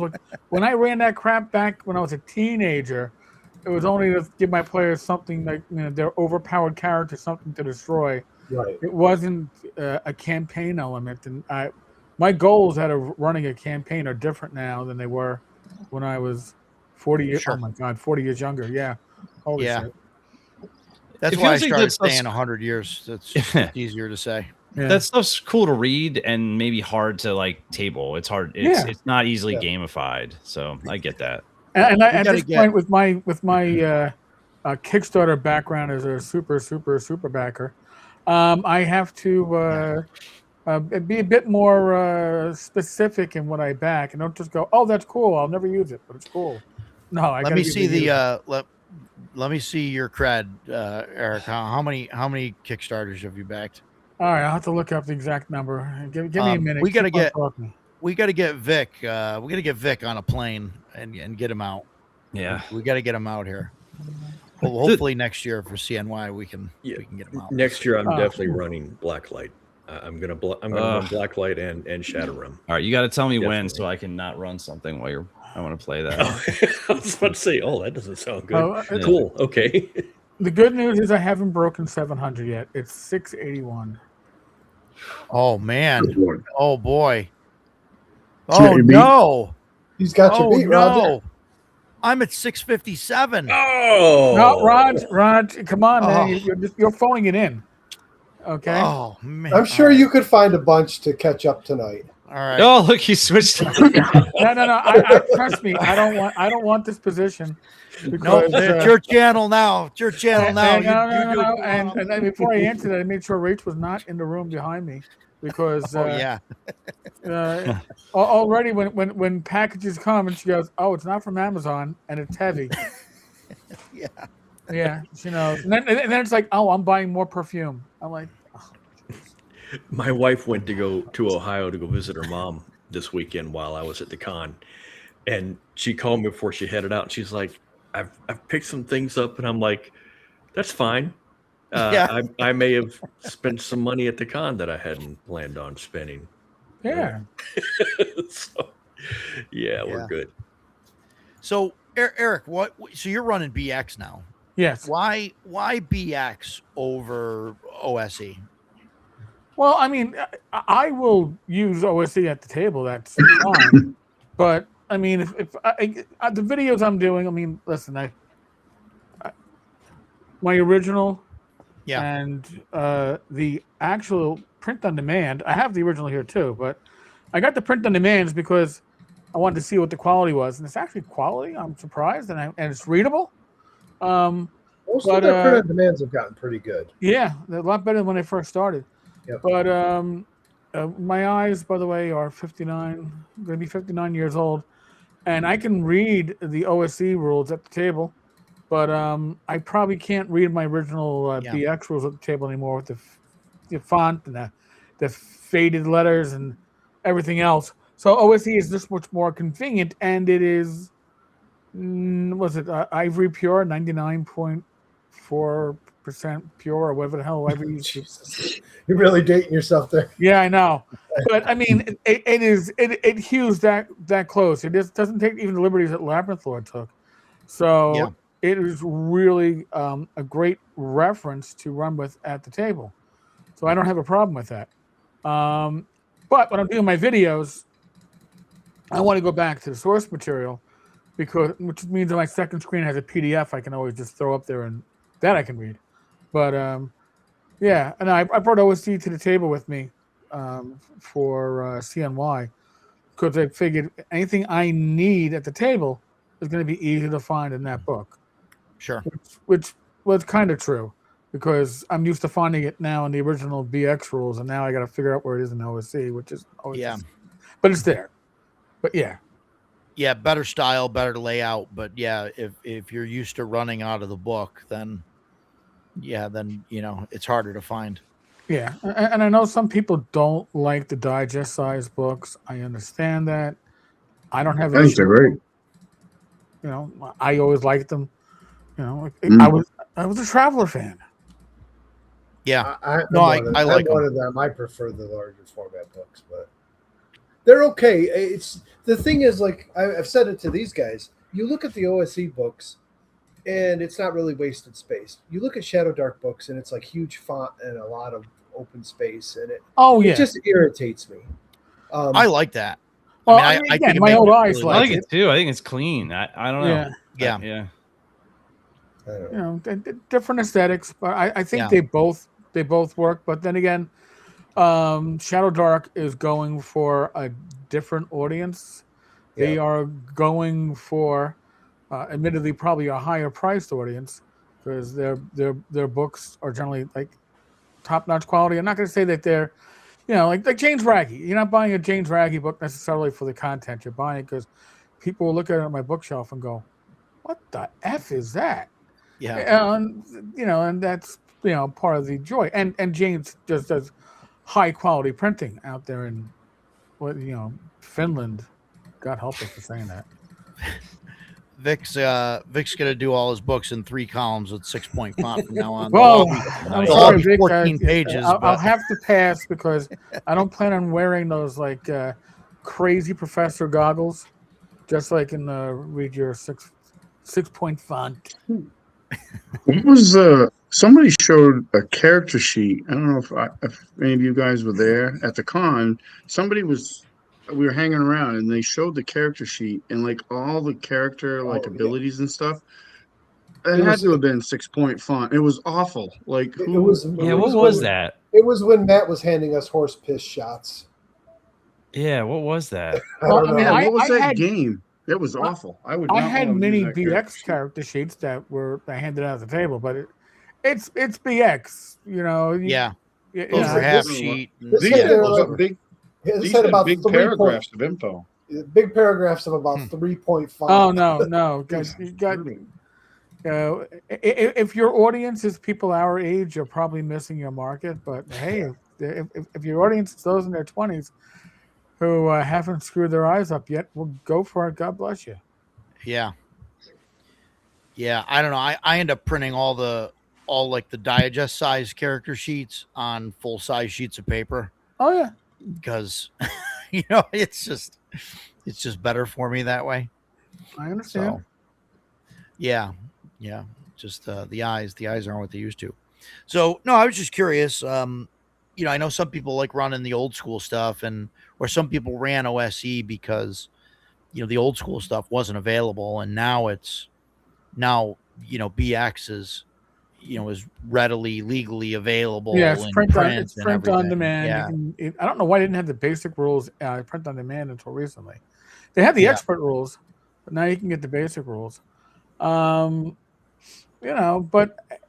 of the, I look back at Labyrinth Lord, and when I found the OSR, I was like, oh, Labyrinth Lord is great. And then I realized it was great, but it also didn't really stick to the formula exactly because this early OSR, people were afraid of being sued if they kept to the math. And and that was part of the reason why I put my Osric 3rd edition books on the auction block for CNY. Right. Was because I would at some point I want to run 1st edition again. And Osric did that, but I think by the time we're at now, with their 3rd edition, they could have made the math work. Yeah, there's too many changes. Well, no, but I get it, but and the old books are available, and so if I'm gonna run 1E, I think I'm gonna run 1E and not any of the clones. Roger's forgotten about some of the warts of 1E. Oh, so Raj, are you gonna use weapon versus AC adjustment in your 1E campaign? I don't know. I consider it. I do like those. I do like those. So I think they overcomplicate things, but I think it's a good thing. So how does it apply to monsters? It only really applies to the humanoid races, right? How do you adjust that for? Oh, I'm fighting was it a Tarask? Yeah. Natural weapon. So a Tarask has like, you just got to figure out what it has the equivalent of, right? So you figure out, like, okay, a Tarask probably has the equivalent of plate mail, right? Okay. Like a scaled creature, obviously, right? Like a dragon or something that has scales has the equivalent of scale mail. So whatever the adjustment is for scale mail, you would use. So you're doing like Laboratory and you're making new rules. Yeah. Things like that. Well, every RPG you have to make new rules. Never explained that part. I mean, Right. believe me, I banged my head about that. That was one of the first rules I got rid of. And then weapon speed, when you need to have whole articles in Dragon Magazine to explain how a dagger versus a two-handed sword and a tied initiative gets 3 attacks before. I was like, that's it. I'm done. I don't care about weapon speed. I'm done. Yeah. So no, I get it. Everybody likes and that's why I like 2E, because they cleaned that stuff up. Just don't use the splat books. Right. I'm just gonna leave. Who am I gonna leave in charge here? Who wants to? I'm the biggest run the show. I'm the biggest proponent here. I love 2E. I've got bookshelves of it. Mm-hmm. But when I play my game, it's basically core rules, and then I will hand pick things if I want to add them. I don't just hand throw the books out there, because they're hit and miss. Yeah. Different authors, different levels of play testing. Well, yeah. After the first 4 books, they weren't play tested. That's what we actually got. Right. And Fighters and Thieves are good. Yeah, the Fighters, Thieves, Clerics, and the initial Magic User book. But then once they got beyond that, it was just a money making mill. And it's like, well, if you're play testing it, then we can't actually put it out quick enough. So Winter told us that at North Texas a number of years ago. Because somebody asked him about the Blade Singer, because everybody has to ask about the Blade Singer, because the Blade Singer was the combat machine that was balanced by social deficiencies, and we never balanced that out. Right. That elf book has a lot of egregious things in it. Yes. Oh boy. So Eric, other than the gaming and all that stuff, what else did you do at CNY? Obviously socializing. Should I mention drinking and spilling a glass of wine on the carpet? Should I mention that? Oh, probably shouldn't mention that. Well, we cleaned it up. I like that carpet. It hides stains pretty well. I think that's probably why they use that. I think they were wise about that. I bought a set of dice that I probably don't need, but my God, from Arduin? The orange glass dice and the wood. Yeah. 180. And I thought I was buying them, but after I bought them, because Rach was doing the bidding for me, and she missed the sign I was trying to give of, all right, let it go. She missed that sign, but I think she missed that sign because she was claiming the dice anyway. So she claimed the dice. So I was like, all right, I spent 180 on dice that my wife now has. That was a gorgeous set. Yeah. Oh, it's a beautiful set. Arduin dice and Sigelwood Craftworks. I'm not complaining. Believe me, it is a beautiful set. I'm just saying that I think my wife willfully ignored my stop bidding sign, but that's okay. Luckily, they were sold out of the dice set that my wife wanted. By the time I went, but I told them they're going to order me a set. She wanted the ones that look like those crystals that you hang in the windows to make the pretty. There you go. Yeah, I bought those in a set of obsidian dice. I haven't bought new dice in a long time because I was like, why bother at this point? But boy, those obsidian dice were gorgeous. Yeah, I got the obsidian ones too. Yeah. I buy a set at every con, but I'm cheap. I bought the $20 set. Yeah, they had some nice sets. High contrast. I got to have high contrast. Yeah, high contrast. And I'm a stickler with my players. As soon as they throw out those like translucent dice and everything, I'm like, get that shit off my table and get some new dice because. Oh, come on! You didn't like the old gem dice from like the late '80s that Oh my God. you couldn't read until you put it up to your eye. Like I have a player that does that. He rolls them and then puts them up to his eye. Oh, I got an 18. Sure you did, buddy. Yeah, sure you did. Yeah. That was one of the reasons I like those obsidian dice. Man, you can see those things from across the room. Yeah, Incredible contrast on them. Yeah, that's where I'm at with dice. Like I got to be able to see them, across. Oh, here goes Agile. Agile, God bless you. I will say you are trouble, but God bless you. You're trouble in the best of ways. Gifted some memberships there for you. But by the way, folks, if you're watching on my channel, you should be subscribed to Roger's channel. He's part of the circle. The circle of thank trust. you. Thank you, Eric. If you're watching on my channel, I don't know what you're doing because there's nobody else on there. If you're watching on my channel and somehow you're not already subscribed to Tenkar's channel, I don't know what to tell you. You probably are. If not, go subscribe though, because he deserves it. I should log into my channel just so when I want to talk and chat. But then when somebody you're watches doing it on yours, I'll be the only one in chat. Yeah. No, I think the weekend went really well. What do you think, Eric? I'm thinking about doing 3 days, like the full 3 days next year. That's cool. Like a full day on Friday. I'll make sure I don't have a stress test the day before. Yeah. But and then maybe do like a meet and greet on Thursday with everybody, and then not be open because I think that was a little weird with the whole we did one game session and then the vendors were open and then we like closed down. I don't know. It seemed okay. Nobody really complained about it. But as you get bigger, it's gonna be a bit more of an issue, I think. So yeah. That sounds good. So I'm thinking about doing the 3 days, Friday, Saturday, Sunday, and then, cut it short on Sunday and then have like a bonus night, on Thursday night where maybe I rent out the restaurant or something. Yeah. You could kind of do it like North Texas does, it's the pre-con get it on, and with North Texas, they don't even look for badges on that Wednesday night. So it's good for locals to come and explore and see the con and get a taste of it. Maybe you don't know. You might get some conversions. Yeah, and then we can do, and then eventually we get into the whole Founders and Legends thing, and we'll do an entire week before, and we'll have 18 days of gaming. Come on, listen. Bad Mike was just praising you for taking it slow. I know. Doing it the right way instead. I don't deserve it, Chris. I don't deserve it. Oh, please. Not until I catch up on Kickstarters. No, don't. No, don't. And I am kind of sort of unofficially no longer looking. So unless something is really spectacular, I don't find it. It's one of the best things about letting my blog go a little fallow at this point is I used to do Kickstarter updates and what's on Kickstarter. And it's like, no, if I search for it, then I want to buy it. So let me stop searching for it. Maybe I'll buy less. Yeah.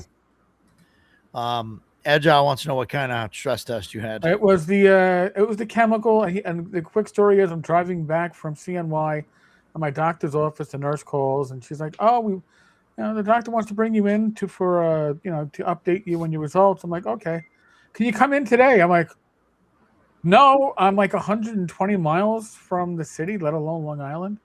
But I went today. Yeah, and it looks like I'm having an Angie. I'm gonna may have a stent in the next week or two, but that's oh boy. Well, it's better than the alternative, which was, well, that was a weird phone call. It's my cardiologist retired, and he had last time I had to get a stent, he handled it by the phone and just said, "Hey, listen, I want you to go and get a stent. This is what we're gonna do." She had to call me into her office to tell me it's no big deal, but I was like, if she wasn't, I would have punched her. But she's kind of cute. Yeah, they do that. I hate phone calls from the doctors. I would have taken the phone call over 24 hours of.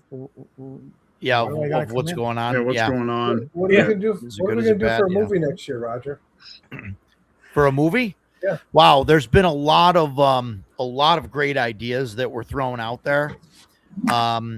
Joe Block, yeah. So, what is that? Is that Excalibur? Did you hold Excalibur. Excalibur. Yes. Yeah. Okay. Great choice. Yep.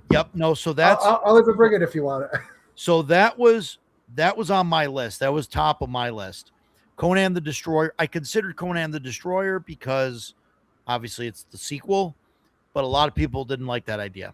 They said, no, don't go that way.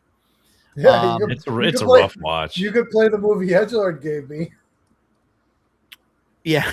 It's still packed in my box. I don't remember what it's called, but it's called Samurai Cop, and it's a great, terrible there you go, movie. Samurai It Cop. looks absolutely terrible. Yeah. But you're gonna watch it. It is terrible, but it is hilariously bad. Joe Block mentioned that I should go with the Rankin Bass. Is it the Hobbit? Is that the one they did, or was it the? I don't remember if they did. I don't think they did all of them. I think they just did the Hobbit, but that's the one where they sing and everything else. And he thinks that would be a great idea, and everybody would be singing along with it, and it would be a fun time. Where there is a whip, there is a way. Is that the? What is that? Yeah, that was the one that was the live action with the animation painted over it. That's the Hobbit. Mm-hmm. No. The live action painted over it was the Lord of the Rings, right? No, the Hobbit. Right. Yeah, the so that's Hobbit. Lord of the Whip Rings. There's a Way is one of the two Rankin Bass ones. Yeah, Rankin Bass is the one that. Yeah. That's the Hobbit. Joe No, Box, that's not the Hobbit. That's the Lord of the Rings. When they're outside. Yeah, that's Ralph Bakshi. What's his name? Ralph Bakshi. Yeah, that's the Lord of the Rings, the rotoscoped one. And I considered the other, the Ralph Bakshi staple, which is Wizards. Mm-hmm. But I don't know if a lot of people would like that. We could all sing along to the Leonard Nimoy Hobbit song. Oh my God! Well, karaoke! Holy shit! We can do karaoke with that. I'd rather listen to that than that old dude that was up there killing cats. That was there. So I don't know. I mean, there's a lot of options. I think anything Tolkien is. I mean, other than that, I mean, if you played any of the modern movies, they're all too long and too many sequels and whatnot. Yeah. So I was going to ask, what do you guys think about the modern Lord of the Rings movies? I think they're out. I think they're out. No, they're amazing. They're too long. Okay. Yes. You mean, do we watch them at the con or not? Yeah. Yeah. Too long. Yes. No, too long for the con. Yeah. Too long. Right. Okay. Although even Excalibur, I think is probably might be considered too long. So this has the 141 minute. Well, it's not bad. It's 120 minutes. 120 minutes, and then the 141 minute theatrical. Yeah, so that's fine. That's not bad. Yeah, no, I just like Lord of the Rings. I think is too modern as well. Like, I think I'd rather go with something that's, although those are 20 something years old now, aren't they? Mm-hmm. 20 years old. Yeah. 25. Shut up. Fuck, I'm old. I felt old when they came out. That's how old I am. We could watch 2001, Roger. We could watch. What is it? Hang on a second. Yeah. What about the Star Wars Christmas special? Oh. Have you actually watched that? Yeah, I don't want to see. I did when I was a kid. I don't want to see Carrie hopped up on cocaine or whatever else she was doing, man. Yeah, it's Agile. terrible. Yeah, Agile said Wizards. We could watch Ice Pirates. Shellback says, "Look, it's a stream full of nerds." Nerds. Your point. Dragon Slayer, the one with Sean Connery voicing the dragon. I thought it was really good. The original Dragon Slayer. We can have Greg Gillespie introduce it. There you go. The old Dragon Slayer. Reign of Fire. Yeah, I was going to say Reign of Fire, man. That's a badass movie. Vic says 13th Warrior. That's not a bad movie either. Yeah, not bad. Yep. I just watched 13th Warrior and Lady Hawk recently. Oh, Lady Hawk. Oh my God, I used to like Lady Hawk when I was younger. You did? Yeah. I did. I liked it. Oh, then I outgrew it, and that's a shame. I'm All right, scrolling Hawk the through Slayer. my. How about we do Hawk the Slayer so nobody has to pay attention? Hawk the Slayer. Dragonheart. Thank you. Yes, that's right, Edgelord. Dragonheart. Yeah. Yeah, I don't know. I definitely am leaning towards something that's older than newer. So right. No, that makes like, sense. Okay, like well, even how though old is older? Because like we just said, right. Lord of the Rings is 25 I know Lord of the Rings years is old 25 years now. old. Like No, he's I'm talking like thinking, 70s, 80s. I'm thinking like 70s, 80s. Yeah. Yeah. That's I why think I'm Dragon Slayer. I mean, I'm writing all this stuff down, so. Yeah, Lady Hawk's soundtrack was a little I don't know. Still a great movie. It reminds me of, what was that Heath Ledger movie? Crawl. Yeah. Crawl. No, the Heath Ledger movie there where they throw in like no, I know. Knight's Tale. That's what Lady Hawk reminds me of, because it's got like 80s music in it. The anachronistic. Now the 81 Clash of the Titans is an awesome with the movie stop too. motion animation, absolutely a classic. Yeah. Other than that stupid owl. I hate that. Archimedes, wasn't that the owl's name? Is that right? Yeah, it had to be. I think so. I don't remember. My favorite part of the there were a lot of kids. The remake was when they said no to it. There were a lot of probably had a dozen kids or so. Yeah. Total. Yeah, I mean, I'm scrolling through my movie list. I mean, there's certainly some kid ones from that era, like Labyrinth and Dark Crystal. Yeah, but also, I mean, the movies from 8:30 to 10:30. Yeah, well, Dark Crystal is traumatizing as hell if you watched that when you were a kid. Good Lord.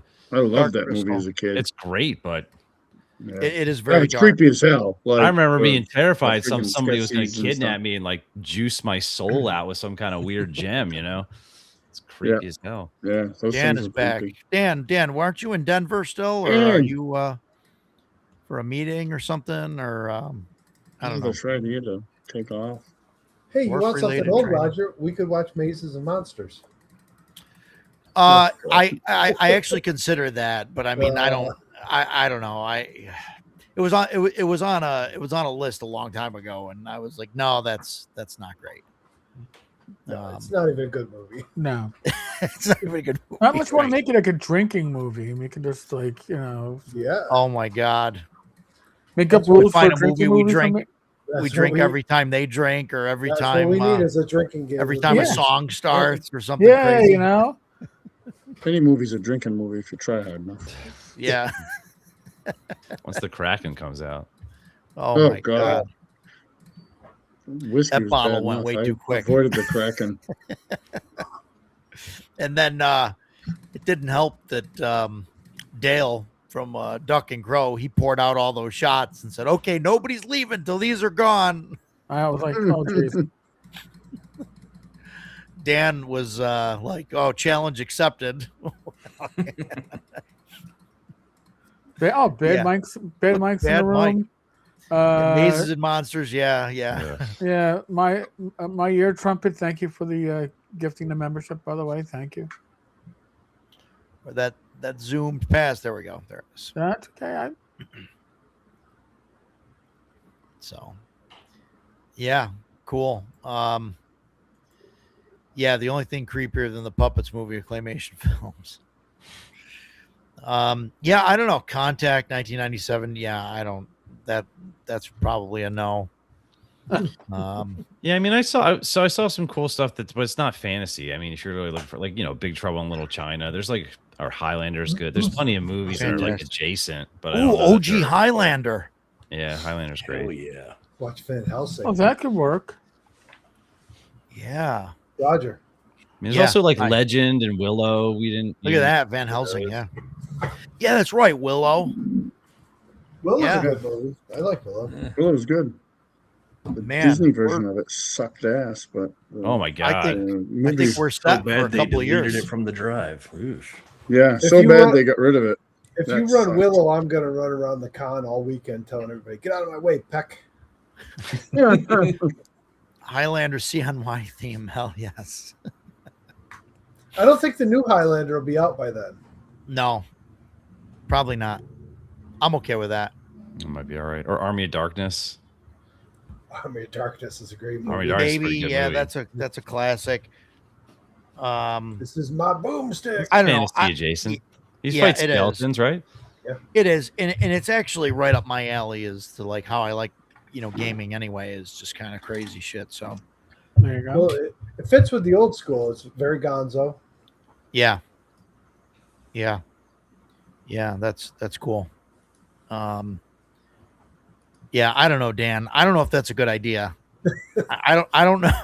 The Emperor's Choice guys will be bringing real life size swords. Yeah. Oh my God. You can have a sword fight up on top of the Utica Club Brewery. Yeah. And smash all the lights up there. No, it'd be great. It'd be cool to watch, right? Yeah, and you hit them and it's just zap. It's just you see like a lightning bolt shoot out of everything. Yeah. No, that'd be fine. Oh, Highlander 3 was a better Highlander 2, Vic. Come on. Highlander 2. Highlander 2 could have been a decent movie had they not called it Highlander 2. It could have just been its own goofy science fiction movie and would have been just fine. But they called it Highlander 2. They wanted to make it fit in the Highlander world, and it was an abomination. Yeah. And Highlander 3 sucked because Mario Van Peebles, all he did was just a caricature of the Kurgan. Why don't we do Flash Gordon? It was terrible. Well, they changed it. Yeah, they changed it a bunch. They changed it a bunch of times too. Mm-hmm. Yeah, they changed the origin story, whether they were aliens. It depends on what version of it that you saw. Yeah. Highlander 3 went under the assumption that Highlander 2 never happened. It's probably wise. I know. It was an absolute mess. I know the new Highlander coming out is ignoring Highlander 2 and 3. Good call. Yeah. I hope they ignore all of them up to Highlander 5. Because those weren't the TV series. Those weren't great. So well, listen, the TV series, they did the TV series, and then they did movies with him in 4 and 5.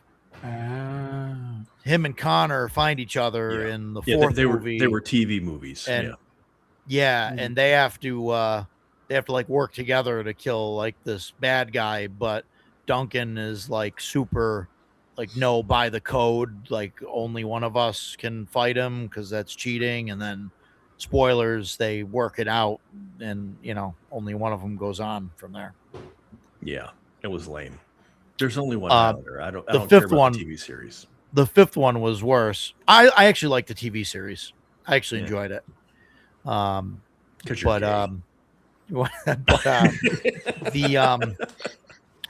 movies were kind of poo poo after that. I mean, the first movie was good, but like after that, it went. So listen, if Joe told you he wants a sing along movie, run Flash Gordon. Yeah, Highlander the Source. It does have a badass soundtrack. It does. That's the belting out Queen one. Yeah, I believe Highlander the Source, where Duncan, who's had this sword for all these years in the TV show and the movie and everything, the first thing that happens in this movie is his sword gets snapped in half, and he has like 2, I don't know, tonfas or something, like really short like swords that he uses for the rest of the movie, and it's terrible. And then the ending is terrible when you like the whole story comes out and everything. It's bad. A tonfa is a wooden baton. A tanto is tanto. Okay, that's what I'm thinking of. Yeah, the short sword thing. Yeah. I think that's. Although the wakizashi is a short katana. Yeah, I'm terrible at all those things. It's really a utility knife. It's usually about that long. Yeah, maybe they were a little bit longer than that, but yeah, he had 2 of those, and that's what he used for the entirety of the movie. So it was bad. Beastmaster. Maybe. Classic. Uh-oh. Yeah. Chubby's in the room. We're Chubby's back. Excellent. Chubby's back for a brief moment. Entertain me. Is he holding the dog again? I don't know. Chubby, are you holding the dog again? Important questions. His wife shopping in a store. He's watching the dog. We want to. If it's out, there's that new Deathstalker. That might be good. I know it's new, but I heard it's pretty good. Maybe. I don't know. I think I'd rather Barbarian Brothers, man. That's another. In fact, if you've never seen Samurai Cop, picture how hilariously bad the Barbarian Brothers is. That's Samurai Cop. Boy, what a terrible movie. I could just see those 2 guys just stabbing that snake overhead. and just stuff coming down on them. That just God, what a terrible movie. Man, but a lot of fun. Yeah, I don't know. We'll have to figure it. We'll have to put a poll up somewhere. Have any of you guys watched Brotherhood of the Wolf? Yeah. Oh, dude, that's a badass movie. I haven't watched it. I heard it's a really good movie. Awesome. It's incredible. It's in French, so you'll have to watch with subtitles unless you speak French. But man, that watch a movie that's like Warhammer, old school Warhammer fantasy. That's it. See, I was always told it was like Ravenloft. Yeah, maybe. I always equated it to Warhammer. Mm-hmm. I don't know. I never got into Warhammer. It's stupid. I don't think I don't know anything about Warhammer. I don't think that a foreign language movie is a good idea. No. It's got subtitles. Yeah, but okay, if you haven't seen Brotherhood of the Wolf, whoever's out there watching this right now, please go watch that movie. It did nothing at the box office. It is excellent. And not like, oh, it's an excellent masterpiece film. It is an excellent movie. Mm-hmm. Yeah. It's very cool. I'm not debating that. I'm not saying that those, like, I would watch it. I'm just saying for CNY next year. Having a foreign language film with subtitles is probably not a good idea. Yeah, actually, Prey kind of reminded me of that too. I don't know if you watched that, the Predator movie Prey that was on Hulu. That shit. I like Prey. Prey was good. Oh, I like Prey. Don't stop. I think Prey was the one I did not like. Prey was good. Yeah. She throws the rope axe. And, that's of course Scorpion. It never actually flips. Oh, I'm sorry. The Predator movies physics aren't realistic enough for you. No, but it is. No, my problem with this, they tried to pretend like it was real. The Predator's not meant to be taken seriously at all, but they want you to take this one seriously. Well, I don't know about that. No, thanks. I'm done. So Vic is working on something based on League of Extraordinary Gentlemen, Van Helsing, stuff like that. Awesome. That's cool. That's really cool because Matt, what was that? What was that DCC? There was a DCC thing that they were doing that was like that. Was it Transylvanian Adventures? Like only the first book came out, and then the guy dropped off the planet. Yeah, that was how many years ago? Like 7, 8 years ago. That was prior to COVID. Longer than that, probably. Yeah, but it was cool. I was in on it. I loved it. Yeah, but there was no monsters. There was no. Like just the first book came out. I do remember that. Now you're making me look it up. Hammer horror inspired supplement for DCC. Yeah, there you go. But only the first book came out, and so that was it. Hello from Texas. Hola. I don't know. JN3 storyteller. Yeah, Transylvania Adventures, yeah, and a 0 level adventure, yeah. That was like all there was. There was supposed to be like a monster book and everything else, but black hats and gaslights. Okay, I'm in, Vic. Let's do it. You can get a print on demand on drive-through, or you can get it directly from Goodman. Yeah, but it's incomplete. I know. I'm not saying That's it is. Problem. I'm just saying if somebody's interested. Oh yeah. Sorry. No, it's fantastic. It's 300 pages, so it's an incomplete 300 pages. Yeah. There's no. It's got all the player stuff, which is fine.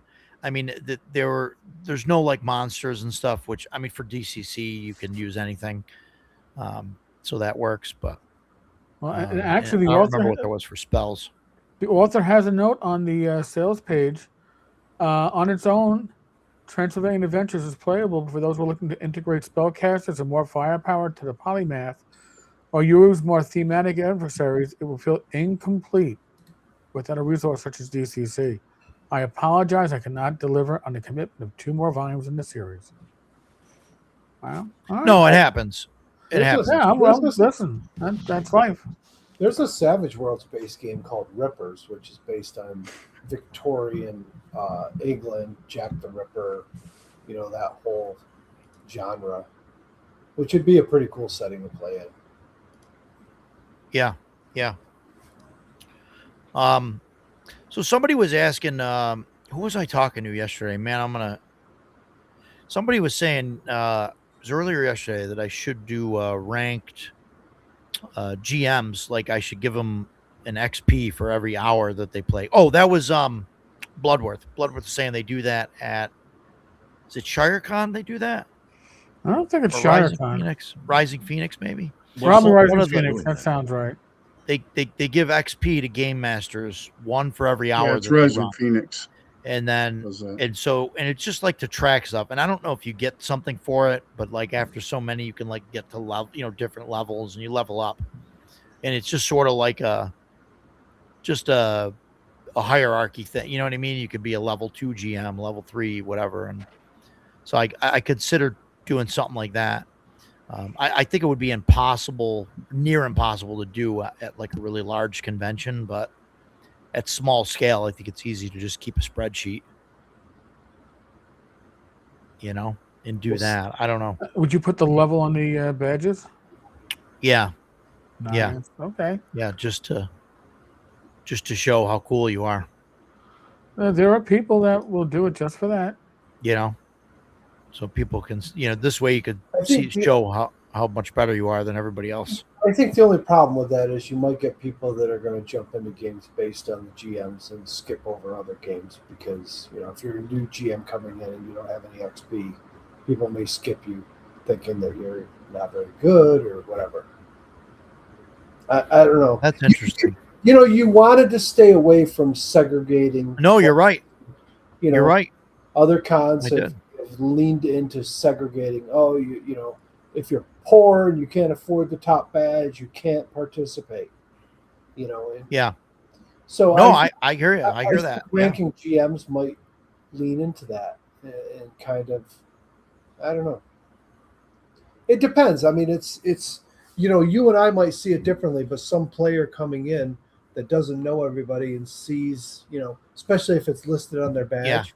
That's a level 5 GM, and Matt's only a level 2. So, screw that guy. He doesn't know what he's doing. Dan, I never said Gary Con. You just assumed that's what I'll say it. Gary Con does that. I've never been to Gary Con, so I have nothing to go on. No one named it. Yep. I mean, this would be an interesting topic to talk about at some point because I mean, it's really like spreading across all the conventions, to be honest. Yeah, and like some of it is really egregious. Mm-hmm. Lie. I had more fun at this convention than I've ever had at any other convention, just because I think and listen, man, the hours that you had us open, it was like, no other convention has the vendors open that long. And at first I was like, man, that's going to be exhausting. And it was, but I was all in. The minute we closed and other stuff was going on, I'm like, yeah, I'm in. Yeah. You didn't miss that because you were there. Right. I didn't miss that. Because normally you close at 5 or 6 or whatever it is. Right. And then you're not there when the last session ends and everybody's doing stuff. Yeah. Right. And when you have a convention center that's not part of the hotel and people are separated by that, if you leave, you've got the group segregated now. You've got people that are at the hotel hanging out, people that are still playing games at the convention. You don't get to meet with all those people. This was nice because no matter what, everybody was there. When games ended, obviously there were some people that went to bed, or whatever, but the people that hung out, like I said before, it wasn't, we've talked about, we've been to other cons where special guests all decided to get together and go play their own special game that, and then they go into a room that's got all glass windows. So everybody can see them and like, you're not involved. You definitely, you look down at your badge and go, oh, I didn't pay enough to go in there. Right. Whatever. Right. Yeah. Right. And it was nice that, you walk out. Like Friday night, we went out and sat there and like Eric's sitting out there with the rest of us, pulls up a chair. We're all sitting around. Everybody's drinking, passing around, pouring Blantons and doing whatever. And it was just a great time, Yeah. And fortunately, while gamers are drinkers and whatever else, fortunately, most people didn't get all wasted and, there weren't any problems and it was a good time. Yeah. So. Dan, I think said it best here. I think having some sort of GM level is just bragging right nonsense. We're all just gamers enjoying games. There's no need to make some sort of better than you atmosphere. I agree with that. So, I do. Yeah. No, I agree. I mean, you gotta put it in perspective too. Like say like me, I've never run a con game, but I want to start running games, but I still have to run my booth. So at the very best, during a weekend con, I will probably get my wife and daughter to run the booth for me so I can go run a game. So I'm running a single game, which means, at best, I'm going to earn a little bit of experience where people that, and you get like Cyrus, he's an animal. That dude will run games all weekend long. He runs 3 slots on Saturday. He'll run a game on Sunday. He might run games on Friday. He's just a beast. And not to take anything away, he's a great DM. People love his games. I love his games. But is it fair to put a ranking system on it because somebody comes to attend as a DM and they run games all weekend versus somebody that like my example, you're running a vending booth and you can only get away for a game. Yeah. I don't know. No, I hear you. And that's a great point. And that's why we're having a conversation, right, about it. Yeah. To get this feedback, that's good. I think you've come up with a good dynamic where everybody feels welcome and it's like everybody's involved. So I wouldn't get away from that. Well, thanks for that, Mike. Appreciate it. Advanced Fantasy Games. CNY was a astounding success. Thank you. It was fantastic. We had 244 was our final number. 244 people. It was great. We had everybody seemed to enjoy themselves. Everybody was just really thrilled with everything that went on. Even like Mike was saying, after hours, man, we were hanging out afterwards. It was great, and people were just wandering the halls, and we weren't like crazy either. I mean, I know what it sounds like when you say there was a dozen of us drinking in the hallway, but it was, I mean, yeah, right. We all get a little talky and, our voices go up, but it was fairly tame, Yeah. Well, listen, when it was like adult friends around a fire pit or something. It wasn't like a bunch of kids running around screaming. Right. When you take a couple bottles of whiskey, but you're pouring it out between 20 people, it doesn't go very far. You have a couple drinks and move on. And, it's like when we sat there on Saturday night and Matt kept, let's do another one, and kept bringing over shots. We hit about the fourth one, and all were like, "Yeah, that's enough." They were like thimble-sized shots. I don't think they were full-size adult shots. I know they were. I know. That's what I said. We were like, that's what I'm going with. That's my story, anyway. Yeah, that's yeah. No, I mean, I didn't want to bring last year I didn't. So I ordered shot glasses this year because last year I did it. It was kind of impromptu, and I ended up with the plastic cups, from the water fountain. And so, we were like, let's pour some shots. And, you try and pour a shot in those, even if you pour, you pour a quarter inch to the bottom of that. I mean, the bottom is 2 inches in diameter. Who ordered the quadruple? Maybe you should test out the pouring spouts next time before. Oh my God. Oh my God. So, I bought these pouring spouts that were supposed to be exactly 1 ounce of liquid, and they're supposed to pop right into the bottle. And I pulled the cork out and I go and put it in there, and it's super loose. It's like one size too small, and the thing doesn't fit over the top. And I'm like, what the hell am I doing? And then I think Dale was like, I think he's the one that yelled and said, "Oh, you failed that check," or something like it, or you fumbled on that check. And I was like, all right, whatever, fuck these things. I'm like, somebody's got to pour this because I'll make a mess. So, yeah. I think they made a mess too, but that's okay. Yeah. No, it was good. Yeah, Andrew and I poured shots without spilling much of anything Saturday. Yeah, that was good. No, that was a great time. No, and I think that was fun, and that's something that I want to do. And that was kind of just for vendors, special guests, and staff. But it's kind of an after hours thing. Well, so you say that, but here's another thing. You have attendees that are staying in the hotel. Yeah. And there were plenty of them in there. Oh, sure. And it wasn't like, well, you're right. not this level, so you can't be here. Right. Everybody was welcome. And I think that's one thing that really stood out. I think the only thing that I had to say was like, look, this is after hours. It's not part of the convention because I can't serve alcohol at the convention. Right. So I have to say convention's closed. We're just in this room. That's it. Yeah. So, but yeah, so that's cool. But yeah, it was fun. And you're right, Mike. Like that's something that I really, really was adamant for from the beginning. Was everybody's in this. I really don't want to like the VIP thing. They get a week jump on game registration, and they get a VIP bag. They get a swag bag, but nothing that's like, oh, they're the only ones that can play in this, and like they're the only ones that can play in Eric Tenkar's game, or whatever. Because I mean, we've all seen that happen, and sorry, Eric. I mean, that's okay. Yeah. And I don't know how it worked out because I didn't sign up for any games, but I could tell you at other cons when I've looked at games of like, hey, do I want to play in this? You get some of these special guests, and of course the gold badges fill up their games, and that's it. You got no chance.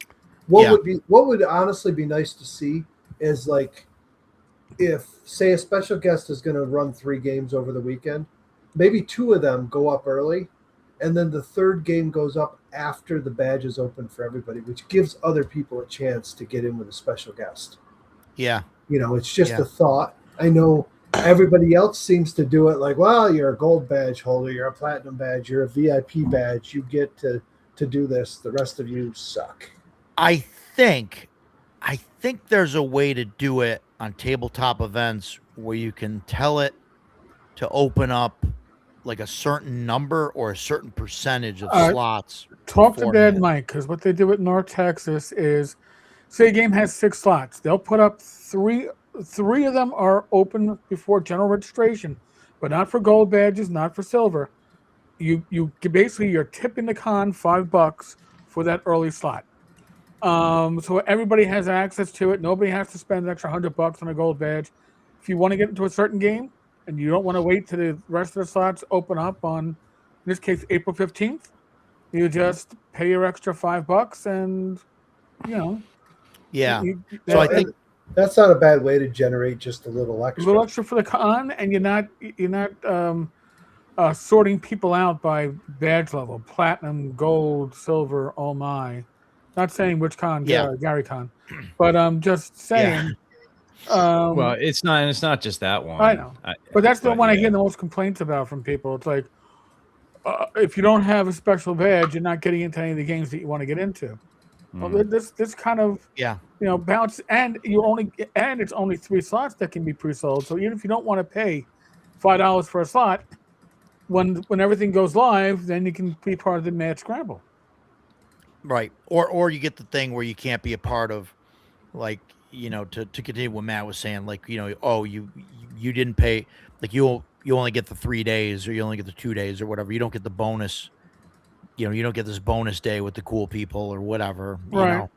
I just think it's a shame that like, I mean, I get it. I think, special guests and celebrity culture, it's a way to get people to a convention. I mean, I think there's a place for it. It does feel weird to me that like it feels like the last couple of years there's been this real pull towards turning gaming conventions into just like go see celebrities. The fan expo thing. Yeah.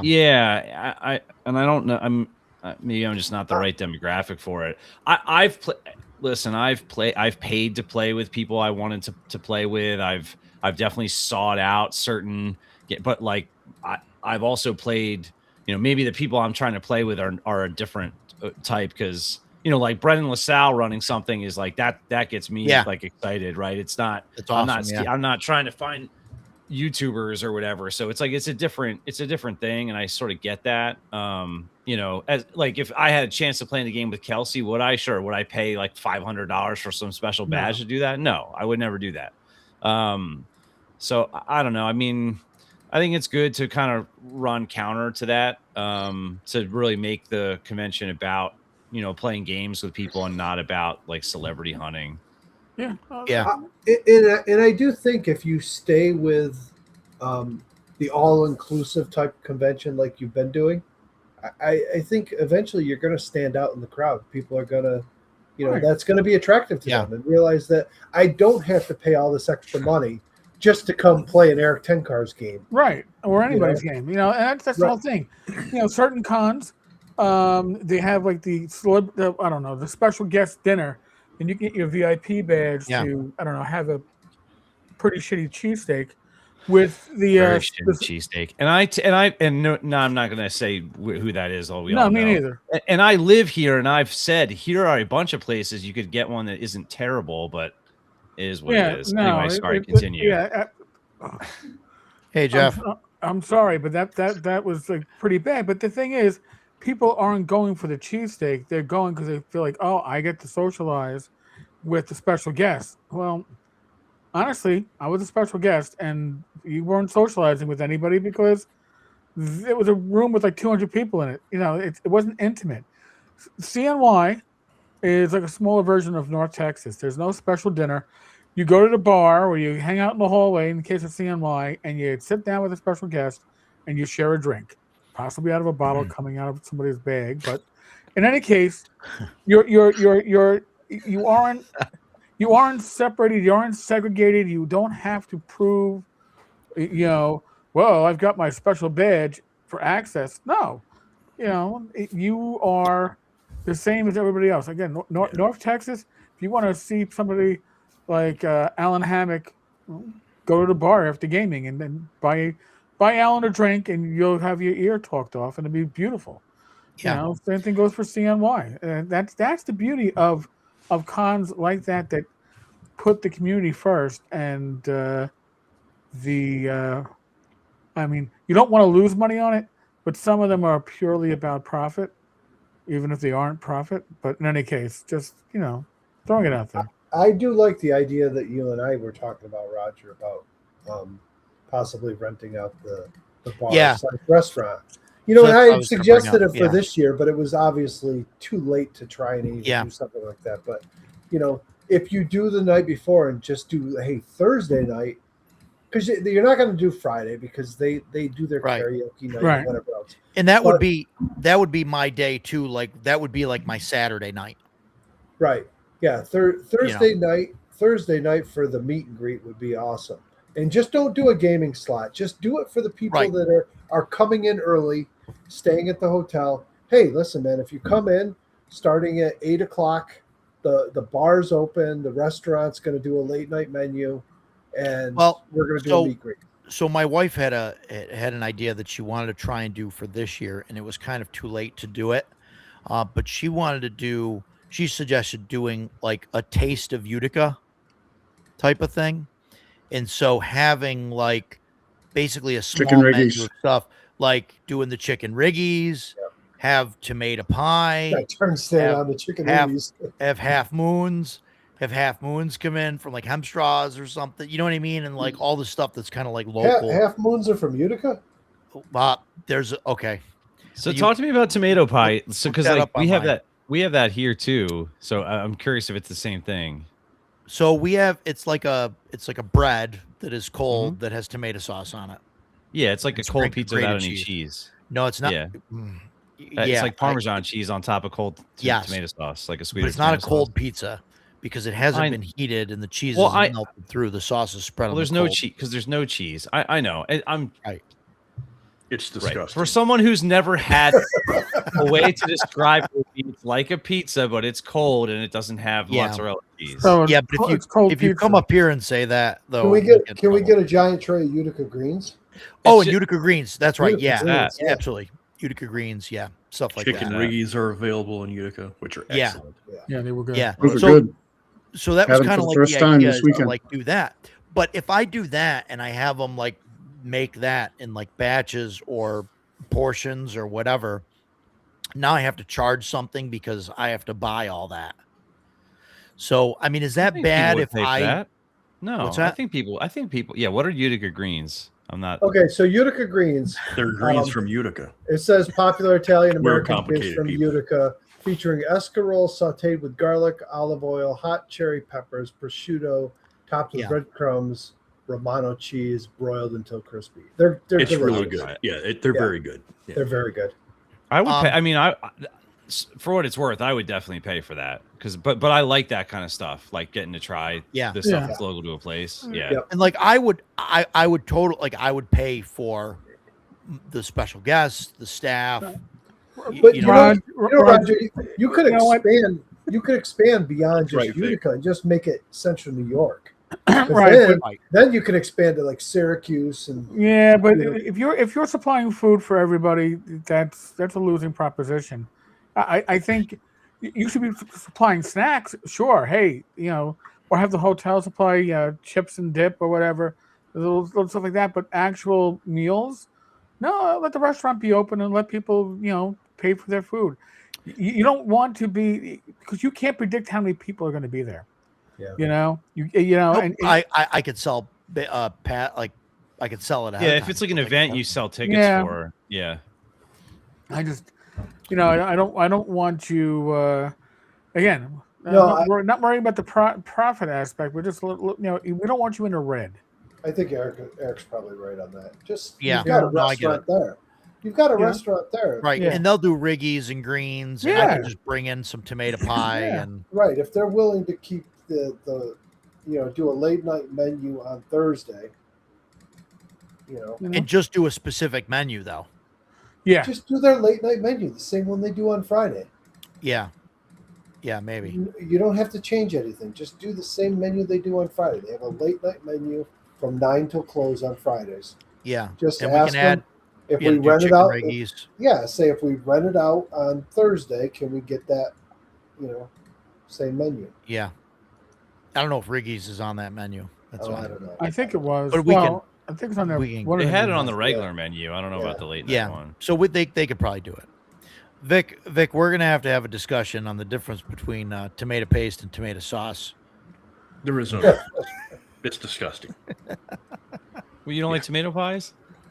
No, I do not. I seriously, I think it's disgusting. The whole cold tomato paste thing. I can't. No, I get it. That. I think it's crazy that's because that's like a super hyper local food item in like the Norristown and Conshohocken area, which is close to me where I live.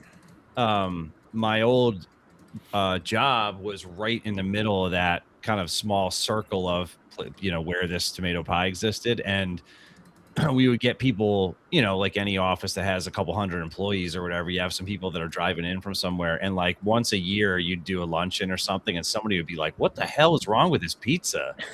You have to explain what's going on. So I just think it's wild that like 6 hours away there's also a hyper local like thing where you're also eating the same weird food item.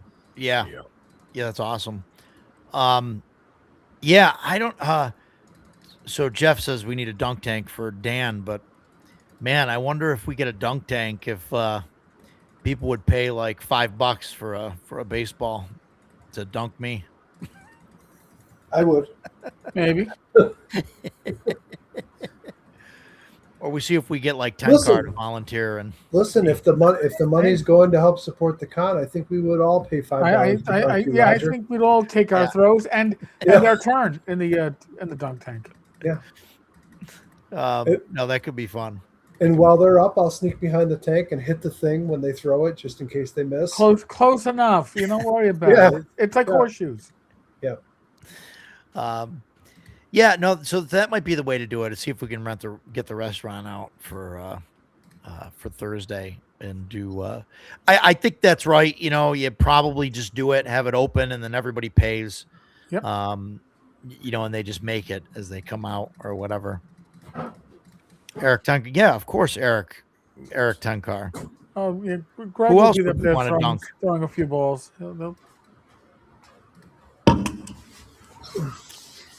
Chubby, who could we dunk that would make you come up to CNY? That's what we want to know. So if Chubby comes up, we could dunk him. Yeah, you're back. You're back on the same live stream. What are you doing? Is shopping destroying your mind? No, I think that'd be cool to do that. And then this way we could do a full day Friday, full day Saturday, and then 2/3 of a day on Sunday. I think that's I think that would work out really well. I mean, I don't want to get too big too quick. Like, I mean, I don't want to go into like a whole, I know I joked before about doing an 18-day gaming, thing like that other convention does. But, like I didn't want to go to 3 days. Like I was perfectly content with just Saturday, Sunday. And then last year, everybody was like, oh, we need 3 days. We need 3 days. We need 3 days. And so I made it 3 days. And now it's like, it still seems like that 3 days like isn't enough. I think I think 3 days is enough. I think having Thursday. I think the Thursday night, right. no gaming, just right. Just for people to get together and yes, it's a pre-con get together. Well, that's what I mean. That's what I mean because this year was still kind of 2 days, right? Because there was really only one game session on Friday and 2 on Saturday or 2 on Sunday. Yeah. Right, and then 3 on Saturday. So it's really like just the equivalent of not having a long day Sunday. So, yeah, do a full day Friday. Yeah, and Thursday night is the hangout in the bar. You're still going to have hangouts Friday night. You're still going to have hangouts Saturday night. Sure. When people finish up their gaming, it's going to happen. Sure. We're talking about it, Chubby. We're talking about doing expanding to Thursday night, doing a hangout night. And then the convention being a full day Friday, full day Saturday, and 2/3 of the day Sunday. I'm not instead of doing just Friday night, starting Friday morning. I'm not used to these guys saying I'm right about anything. Usually they're just telling me like players are animals and I'm fucked up. Well, tonight's a weird night. I mean, we bounced Roger into the corner. Yeah, he doesn't have the most Kickstarters. And we shit all over his favorite edition of D&D. So he's having it's a way to celebrate his convention being a smashing success. Nobody puts baby in the corner. Dan is right to say Mike is right. Oh man, yeah, right. I mean, right. There were people there on Wednesday, right, that came in. Absolutely. I mean, I was there Wednesday, but I mean, if you guys show up on Wednesday and I catch you there, you're helping set up. I mean, that's it's the only way that you're getting into the ballroom. But I mean, yeah, I like that idea. I think doing the Friday, Saturday, Sunday thing, and then doing bonus day Thursday is a great idea. Maybe we could do a movie right in the bar. And then that would be good. That would be good there. Yeah. So, yeah. Oh my God. It's like a scene from Blazing Saddles. Yeah. Olson Johnson's right about Howard Johnson being right. Uh-huh. Oh man. Yeah, Jeff, you were there. You helped break down. You helped stack tables.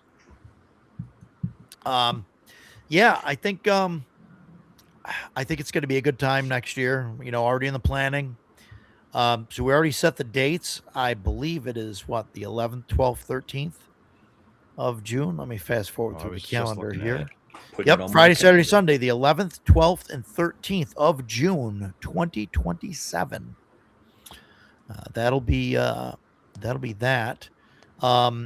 Also, I have in the works, because people can't get enough CNY, I have a game day scheduled, and that is going to be December 12th. Oh my God, you're gonna make me drive in the snow. And that, well, hopefully it's early enough. I wanted it to be at the 6-month mark. December 12th in Central New York is not early enough. It's a Saturday. It's just going to be a game day local. I'm not going to end up having special guests or. Did you say December 12th? December 12th. Yeah, is that a? That's Stephanie's birthday. I will not be able to attend. Oh, geez. Yeah, I'm sorry, man. It's a Saturday that ended up 6 months, it's exactly fine, 6 yeah. months on the other side. So it's just a Yeah. 6-month thing. Like Matt, I know you're like 6 hours away. You know what I mean? It's hard to come up for a day. I don't intend to do special guests and stuff. It's probably going to be like $5 or $10. It's going to be at Two Cousins Pinball. So I'm tying in with them to see how we can work things out. Pay for admission, and you get like $5 off at the pinball hall all day. Things like that. Yes, Dan. I'll be right there with you. So Dan is right about second edition being right. So yeah, I mean, but I mean, like I said, it's just going to be a thing. Obviously, it's going to be geared toward more locals. Obviously, anybody from out of town is welcome to come in, but it's going to be loosely put together. I'm going to have games. People can schedule games and stuff. I'll have a tabletop events page. They can set that up, run games. Are we talking board game type games? Is that no, to RPGs. Okay. If people want to do board games or whatever, like I know it's Stephanie's birthday, but like if you wanted to bring your Skyrim board game or something, like this would be the time to do it. Cool. Right. Okay. Like, cause there'd be, people could sign up for it and stuff. Like it's just like it's a convention. It's just going to be one day. Like I said, nothing special, no real like badges. Like I might do, wristbands from the bar or like hand stamps or something to get a hand stamp that says CNY or something like that. So it's just a one-day thing, but that's what I'm planning. $5 or $10. I'm leaning toward $10, and then we can do a discount with the pinball hall. And so, you'll be able to get to play pinball all day for free, So, I think it'll be great, and Eric, obviously we would love to have you. I know you're, you're only like an hour away once you get out of the city. Once again, yeah. Coming back was actually pretty good. I made it in, like with the bathroom stop and a short walk for the dog. I mean, 4 hours and 20 minutes. I was like, I was gonna say he's got to be as far as Matt is. But going up there was like a 6-hour drive. Yeah. That damn wacky weather you folks get. I don't know about that. You could hop on a train; it'll only take you 10 hours. Yeah, I'll take an Amtrak. But yeah, I mean, so that's something that I'm planning. Like I said, I set the date already with them. Very, very informal kind of thing. Like I said, we'll have games scheduled, and that's it. I'm not really planning any events or anything like that. So, are you going to use tabletop to try and set up games, or are you just going to? Yes. No. I have not met the person, but I have learned a lot from Wenger Satanis. I'm running a game day where people just show up and run things. Okay. I'll say that. Just from watching that unfold and hearing people talk about that, like, and not having scheduled things, it sometimes is chaos that some people don't want to deal with. So, but yeah, so I mean, I think that's. So obviously, like Eric, if you can come up, it'd be fantastic. I don't, it's 4 hours for a day. I mean, Well, I'll figure out the logistics. I'll let you know. But yeah, I mean, and Matt, same thing. I would love to have you come up and run a bunch of games. But the dog's again, there, if the dogs are there, maybe I'll. Who knows? Well, Eric, you'll have to bring the dog. Oh well, that'll be a given. Yes. You'll have to bring the dog, and we'll bring ours, and we'll figure something out. I'm going to bring mine. I'm bringing mine from now on. She's 3. We'll she's 3 now. She's settling down. There you go. She's friendly. She just wants to greet everybody. Yeah, right. So I said if I just took her off leash and let her into the game hall, she'd run around between table to table to whoever would give her attention. I bet. Yeah. I bet. I wouldn't do that. Dan says he's going to fly out just to hang with the boys for a day. I think he's crazy if he does that, but Why? Maybe he just likes you that much. Well, I mean, I'm all for it. No, come out. I mean, I think it'll be fun. I mean, Jason can't come out. We engineered it so that Jason can't come out the weekend. I mean, Stan's driving. You know, right? You're retired. I'm almost closer than Eric is. You're retired. What else you got to do? Wow. Chubby says if he comes to CNY, he'll run a Shadow Rim tournament where parties have to raid dragon perches to learn the most shouts, and someone can get crowned the true Dragonborn. Awesome. If you come to CNY, you got to run your Dark Sun game. It is coming along nicely, as far as I can tell. Yeah. Well, December 12th is a bad date. It's hard to tell because Chubby is such a workhorse that it's like 7 emails a day about his new stuff. Yep. Yeah. It's hard to even keep track of it all. Yep. Dude's moving in all kinds of chaos in his life. Here's 5 updates. Jesus. Yeah. Vic, we would love to have you. And believe me, that's all most of us did the entire weekend was sit around awkwardly and talk to people. So, so you fit right in. About Mike being right. I'm going to keep doing that all night long because that scene is hilarious. I think we've officially decided that I am right. Yeah, I think so. I don't know. I don't know what happened tonight, how that happened, but I'll take it. But yeah, so game day. So I'm going to be posting about that soon, and I'll put that up, and we'll see how that goes. Like I said, just kind of an informal thing. You know, we'd love to have you guys. Dan, I get it. Just bad timing. Yes. You know, Jason, same thing. You know, I don't know. Well, you'll have to take Stephanie somewhere nice the weekend before, and then I'll talk to her. I'll talk to her. Well, if game day is Saturday, maybe you could take her out Friday night or something. Yeah, I'll talk to her. Yeah, take her to the pinball hall for her birthday. No, she's not a gamer. No, she is not. Oh, yeah, I have tried. I really have. It is not her bag. Oh my god. What does she like? Maybe we can find a game that she would like. Yes, Animals? if we have a D&D tournament at the zoo, I can take her with me and I can do my D&D and she can wander around the zoo. 5e is full of animal types. No. Anthropomorphic. Not that kind of animal. Oh boy. Oh boy. Tell her there'll be dogs there. There'll be animals. Yeah. Well, Chad has devolved in calling. Pure chaos. It's pure chaos. Anarchy. I think it's Jason's fault. Yeah, they are.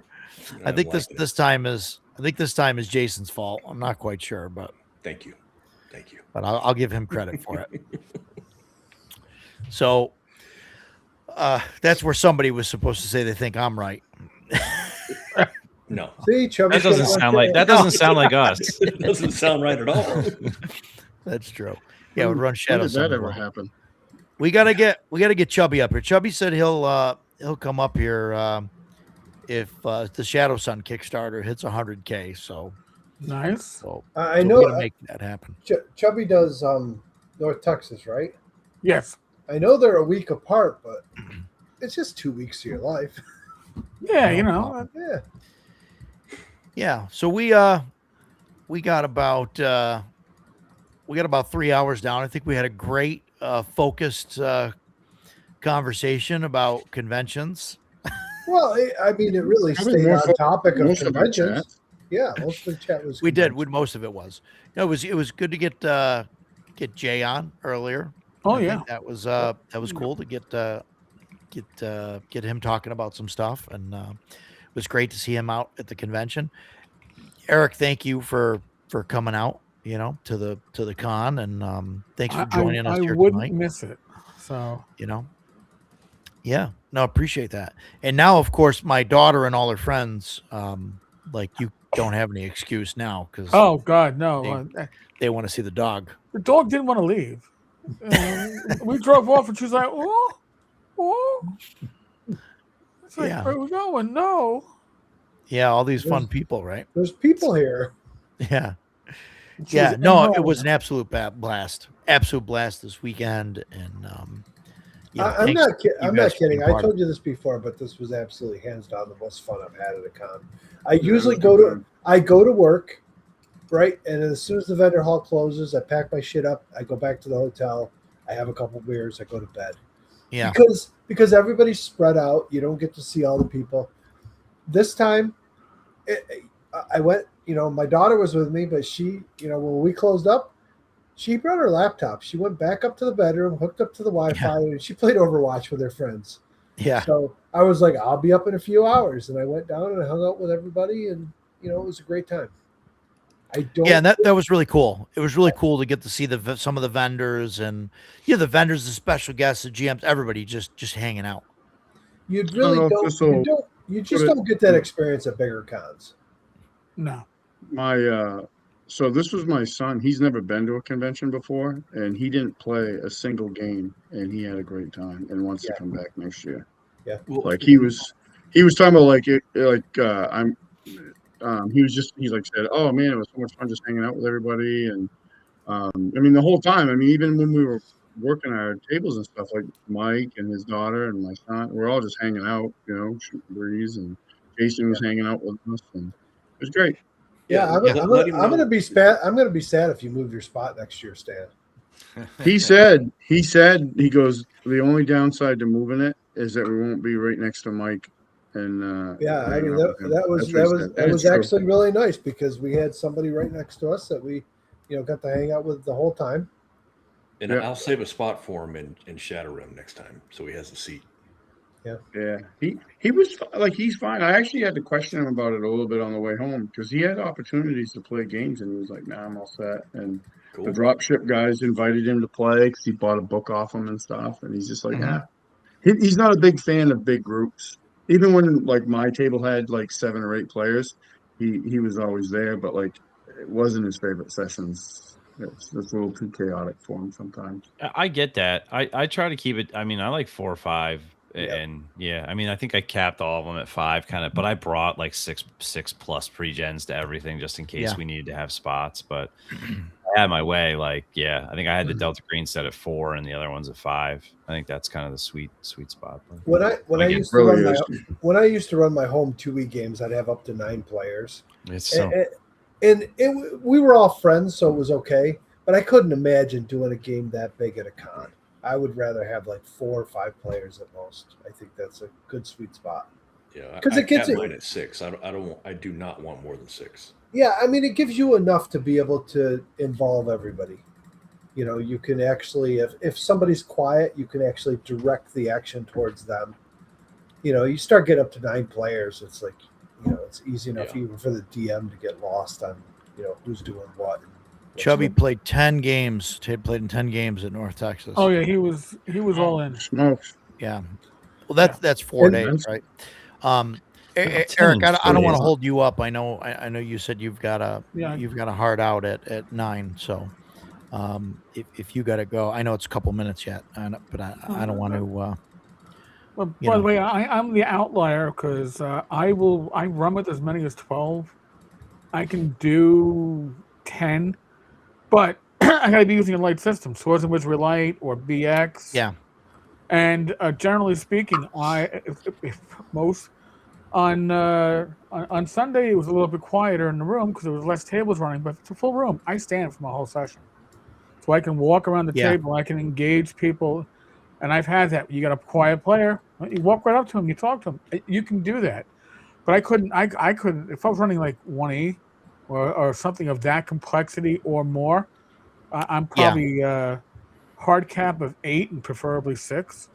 But with a letter system, the letter system still move fast as long as you make the players actually decide. That's why I think I'd run OSC or Shadow Dark for a con game, just because it's a lighter system. It flows quick, so even if you have more players, it's it moves right along. Yeah. I know there's people that can handle that many. I've seen Cyrus run eight people, and he had 7 or 8 and felt like it was okay. I don't feel like I am adept at doing that. I've seen Matt Finch run with 22, That's it was 18, but we had 4 walk-ups and you couldn't turn them away. And Bill Webb would generally run with anywhere from 12 to 16, but different styles. Matt had an actual dungeon that was mapped out, Mythos Tower, and Bill Webb made up shit as the game went along. I mean, Steven Chenault runs big games, but you just got to wonder in games of that size if every player really gets the experience they deserve. Right. Yeah. That's my thing. I may be projecting what I have seen in some, because I've played in some with that many and they've been terrible. And I think that may be me projecting that's the issue, is I don't want to do it because I didn't enjoy it as a player, but I don't know. All right, gents. Thank you for having me. Yeah. Thanks for coming, Eric. Yeah, Eric, thank you. And I'll come back on the show in a couple of weeks, I'm sure. Yeah. Yeah. We'll probably invite you. I got to see where my Kickstarter account goes. Oh, no. Take your time. I don't want you drawing wife aggro, man. He backed 72 things while we were on the call tonight. Oh, we've been talking. Yeah, what do you think I've been clicking on over here? All for $1. I backed him for $1. Yeah. Just got to get my numbers up. He doesn't even look at them. He just backs them. Take care, Eric. Later. Yeah. Thank you. The nice part is whatever you back tonight will just be in the auction next year. That's right. Yeah, if it's here, it'll be in the auction in 2028 because that's how Kickstarter. So I know time it shows up. I know we're at the 3-hour mark, but by the way, my nice. He's finally arrived. Yeah. I don't have my book yet because I added on the book, but they're shipping it separate, so I don't. Yeah, the book's getting shipped separate. Yeah. Yeah, I didn't go through any of that stuff of what we got because I know that my stuff is still buried in boxes at the bottom of the stairs here. I honestly didn't get much. I got a bunch of Arduin minis, which are going to be kind of hard to show on stream. Yeah. I got the Arduin dice, which we already saw. That stuff arrived while we're gone. But the funny part is, I got this because I really wanted to do a sci-fi game, but then I bought this while we were there from Jason. Yeah. About that too. And it's funny because Jason and I were talking, and as I was getting ready to leave, he said, he goes, I got to sell one more book, and then everything I have will fit in my backpack to go home. Yeah. So I was like, well, give me a book. You know? And this, the nice thing is, this is all right. Basically a D20 based system. I go, the only question I have for you is it siege based? I don't have it, so I guess I'll log off now. Yeah, you guys all have some special edition, which you didn't have at the table, but I was fine with that. Show special, $30. How can you go wrong? Yeah.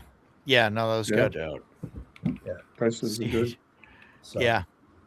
Yeah, is it Siege? Oh my God, can you imagine? Well, that's what I asked him. He said, yeah, it's Siege. I said to him, I go, Jason, you know, I've been on Trollo Discord for years. You know I'm not a fan of Siege. I said, if it's Siege based, I can't do it. And he's like, no. He said, no, this is all Ogre system. These 3 games are all based on Ogre system. It's my own. It's a D20 base, no Siege. And I'm like, I'm in. Yeah. Yeah. Because when he did like Amazing Adventures, that was based off of Siege. And I understand it. I'm just not a fan of Siege myself. Yeah. No, I get it. No, this is definitely like an old school D20 system, so compatible with most of the OSR stuff, so right, which is cool. So yeah, fun times. Yeah, well, there you should get this D20 based system. So why should I get it then? Yeah. Is there one too many of those? I grew up playing D20 based games, and I kind of like them. Yeah. It's like I bought DCC and I bought a set of the dice, but I haven't played it because I don't know, man. Weird dice piss me off. I mean, I'll run it for you if you want. The same reason FFG Star Wars is like.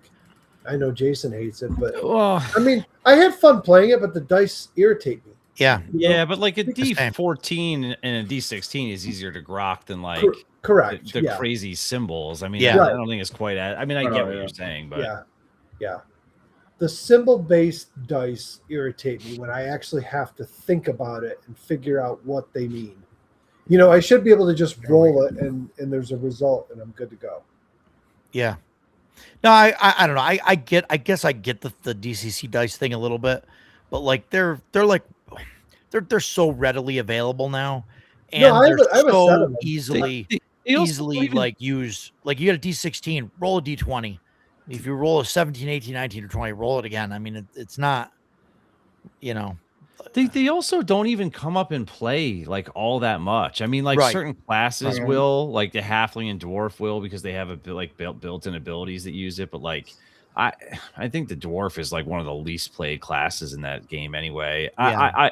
I don't know. I mean, I know like some judges really like it, so they're constantly looking for reasons to push you up and down the dice chain. But like, they don't even come up that much. I don't feel like anyway. I hope you're happy, Jason. I am delighted. Yes. Chat is complete chaos. I know. So no, yeah, you're right, Matt. And like I love using the D7 because it just, I don't know, for me, like that's just awesome. That was And the so I will exact use die those. that I was going to say made me like turn away Yes. from DCC. The first Yes. time we played and you told me to roll a D7, I was like, what the hell is this nonsense? And then I'm digging around looking for one. Oh, just. And it looks like, it's the one that looks like the worst. Yeah, it looks like something out of a Salvador Dali painting. Because none of the the one that looks like the worst. Well, because none of the faces on that lie in such a way so that there's like a flat spot on top. The numbers are always on like three faces that come to a point or like a weird intersection where the number is. And so the number's engraved over the hump. Oh yeah. That one is frigged. I don't know. I think the fact that they have a D3 and a D5 are the ones that tickle me, because it's like, what, you can't divide by 2? You really need to have these dice? Like, what do you? Right. Yeah. It's just totally unnecessary. But yeah, no, I mean, but that for me, like that's like a bad reason not to play DCC. Like I think, like for those dice, like the Fantasy Flight, like I'm perfectly fine with somebody saying, okay, this is bullshit, I don't want to play it. But like the D20 thing to say, or the DCC thing to say, oh, these dice are like I don't know, I don't think it's that like big of a deal, you know. Yeah. Like, because you can use regular dice for the Star Wars, but I mean that would be ludicrous to try and look at it, you know, to roll a D8 and then look that up on the chart. It's funny because I was talking with Jason Vey about it, and he was like, yeah, Fantasy Flight Star Wars sucks. He says, but D6 Star Wars did not hold up very well. And I go, well, what is it you like? And he likes, I like Saga. Well, it's because it's D20. Yeah. But it's not the D20 WotC, it's the Saga D20, which are different. Yeah, it's got stuff from 4E ideas that were in 4E. Chubby, we're trying to get them to come to CNY. If we get Vic to CNY, will you come to CNY? We kill two birds with one stone with this. Oh yeah. If we get Vic over here and that gets Chubby up here. Well, there's your question. There's your answer. When you asked me the other day about special guests, like how much do you want to expand? Well, there's two you definitely want to add if you can. Yeah. Yep. You know, Chubby, seriously, if you don't have we to get go Victor here for CNY, will you come up for CNY? Vic, would you fly out of Amsterdam if you came over? I just need to know what airport to look up. But I was assuming Amsterdam.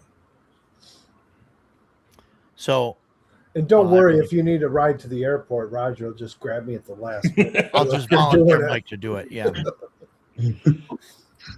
Thanks, Mike. I appreciate it. I didn't mind. I really had nothing going on. I know. So funny story though. I'm scaring the shit out of me this morning, or I pulled up my GPS. For some reason, I've driven out there a few times now, but still, when I get off the thruway, I'm like kind of Amsterdam, Jason. Yep. So I put up my GPS, and it was totally screwed up the whole way.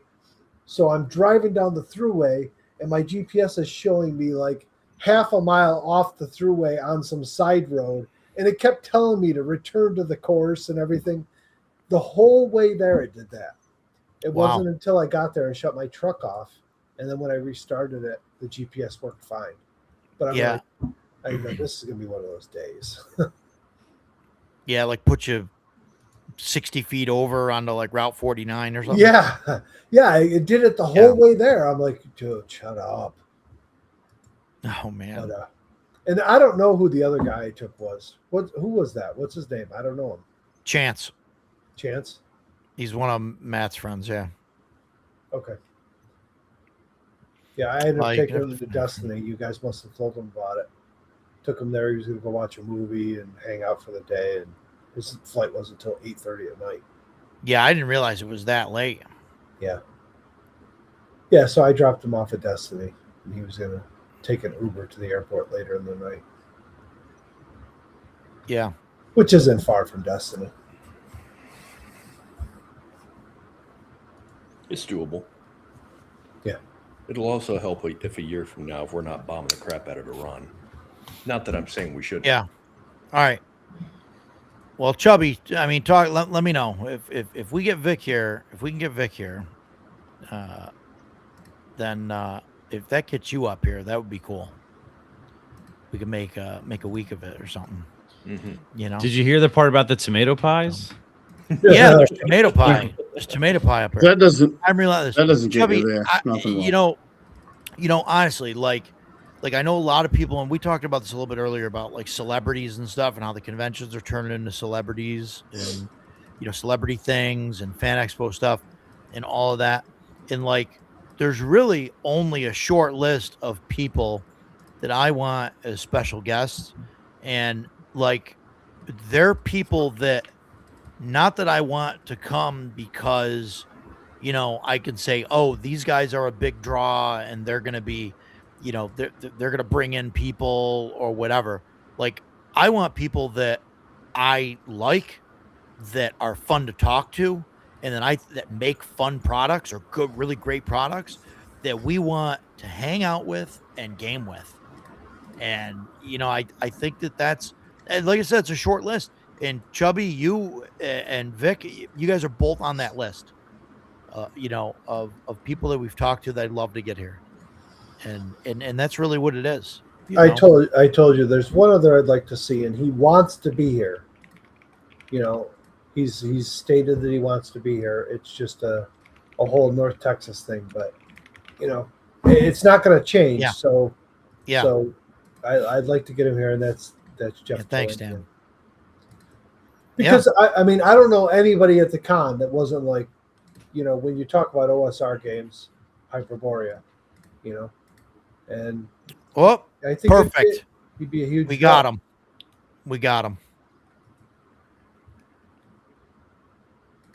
There you go. My wife's birthday, and she could visit her friends in New York. Perfect. It's perfect. We got it. Maybe you hook up with Eric and you ride back to New York after the con to meet up with your wife. Here I am, just Chubby. That's the only question. Services of people. That's the only question. We gotta have special guests that are cool enough to hang out in the hallway with us after the convention closes. Well, I mean, this is a philosophy difference.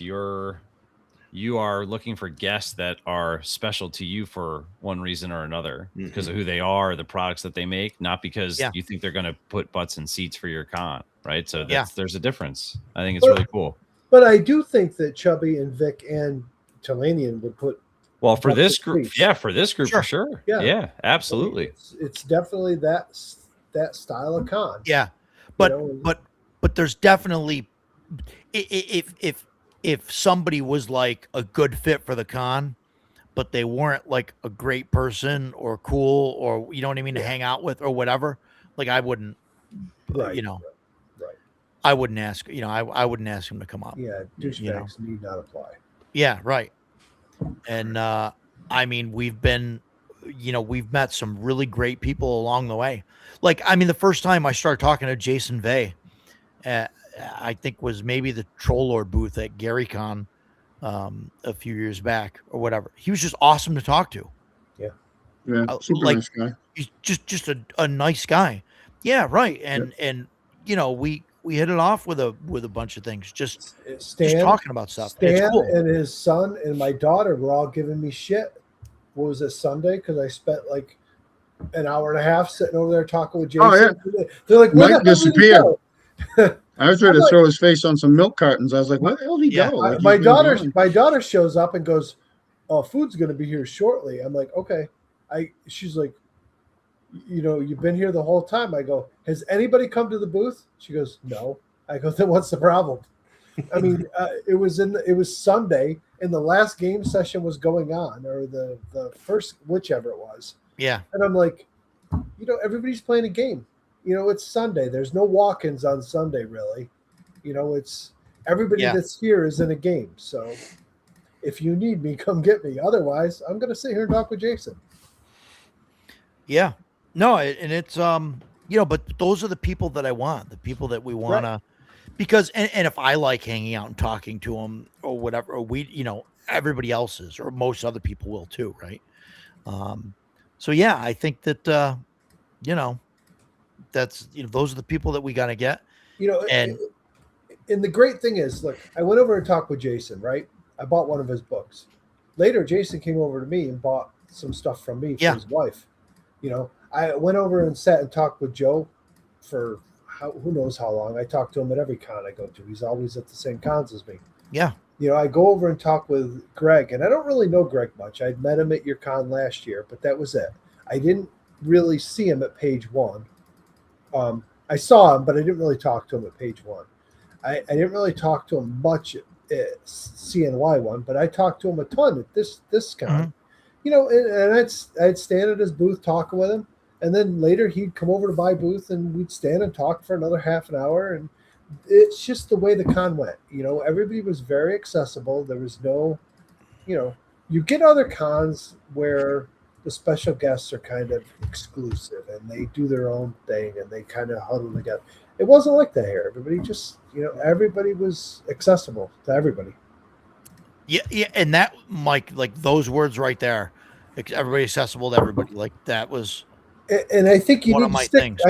You need to stick with that when you invite a special guest. Be like, listen, man, we'd love to have you here, but this is the deal. We've made a con that's accessible to everybody. We want you to run games. We'd like you to be there. If you're not running a game, be in there. We're going to give you a table to sell your product, but we want you to be in here and talk to your fans, the people that are buying your product. Even if they can't get into your game, maybe they'll come over to you, buy something. They want you to sign it. They want to talk to you about it. You gotta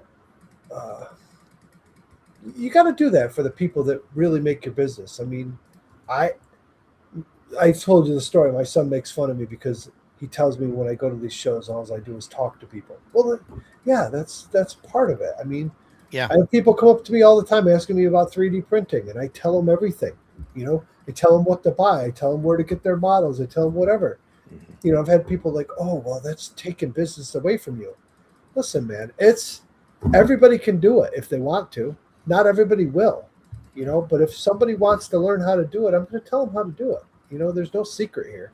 I'm not gatekeeping it. They can go on YouTube this shit if they want. I would rather take my 10 plus years of experience 3D printing and help somebody starting out so they don't have to go through some of the shit I did back in the day. So I'll help Vic get through it. Maybe that'll get him. So when Vic comes, I will tell him all about it. We can sit and talk for hours, and I can tell him how to get started and where to go and all that. There it is, Chubby. I put that up again so you can see it. I don't know if you want to copy it or what. In fact, is there any way you can save that so you can post it in every stream? Yeah, I could pin it. Yeah, it'll go away, but yeah. But you can take a screenshot of it and save it. Let's see here. Save that. So yeah, but yeah, no, that'd be awesome. If you can get up here, Chubby, we're gonna do our best to try and get Vic out here. And I think that'll be a great time. We just hang out and have a blast. So Yeah. I mean, that's what we do. So good times. I'm gonna make it a point that even if I don't run a game next year, I'm gonna at least get into some games. Oh, she's listening to this live stream and it's influencing your feelings on these things. Okay. Hopefully in a good way. Is she a gamer, Chubby? Oh, yeah. Does she game or, well, No, it seems like she just visit wants her friends to, in New York. yeah, she just wants to visit her friends in New York. Yeah. But yeah. So hi, Greg's wife, and thanks for listening to us. If you're not already, please like, share, and subscribe. No, it's good. It's good to have another listener. And yeah, we're in Central New York. We're right in Utica. Well, we're all in different places, but I mean the convention is right in Utica, and we'd love to have Greg. We'd love to have you as well. But understandably, if you have friends and stuff that are local, go take a visit. Leave Greg with us. He'll be in good hands for a few days, and that'll be that. So there's my pitch. Oh, she's not a gamer. She thinks New York is the best place on earth. Well, she's absolutely right.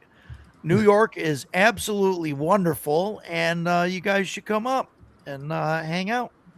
Sure. Enjoy it. New York is a gorgeous state, especially up here, once you're away from the cities and stuff like that. It is absolutely gorgeous. I was driving Matt and Chance to the airport, and that's all they were like, man, it's beautiful out here.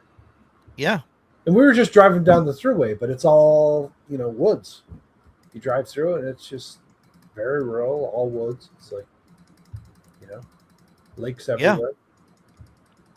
Yeah. No, it's gorgeous. So yeah, we would love to have you, and let's make it happen. It'll be a great birthday gift for Chubby to let you go hang out with your friend while he leaves you alone for the entire weekend.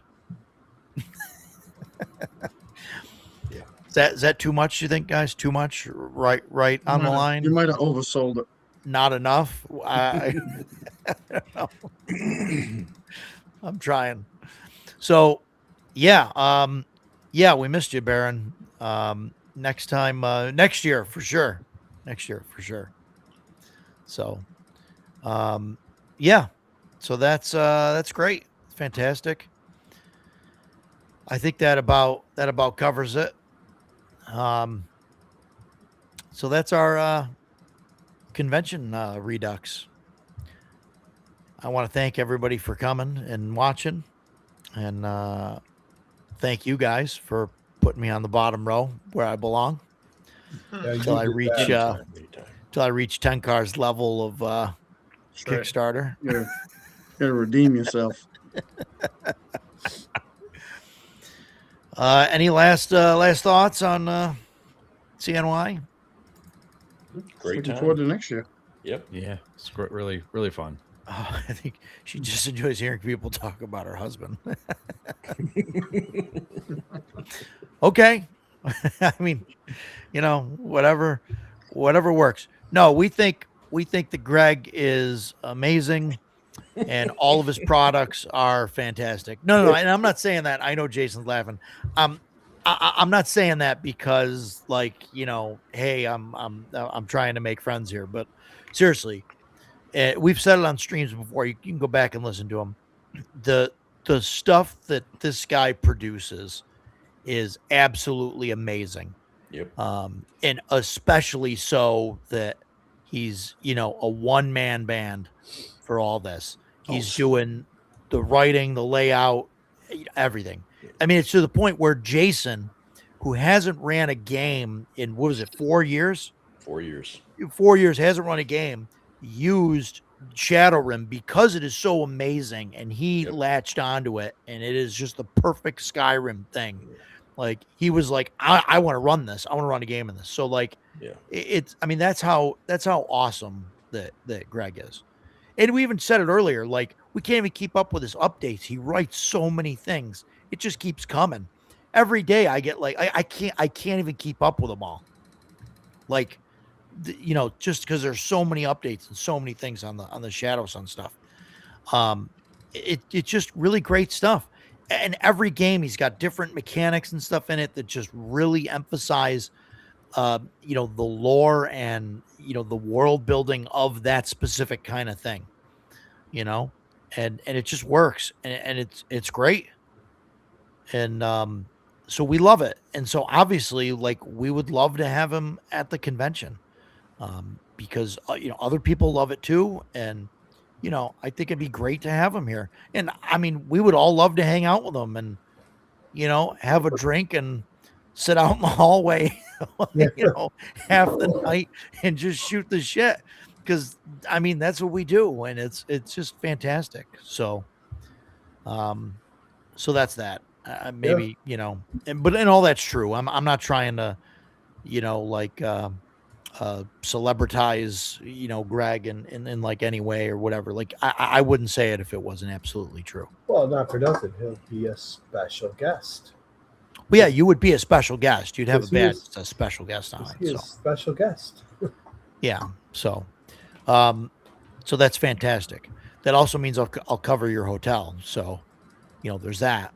And I'll even share my 11% Voodoo Rangers with you. All right. Well, some perks are better than others, but you know.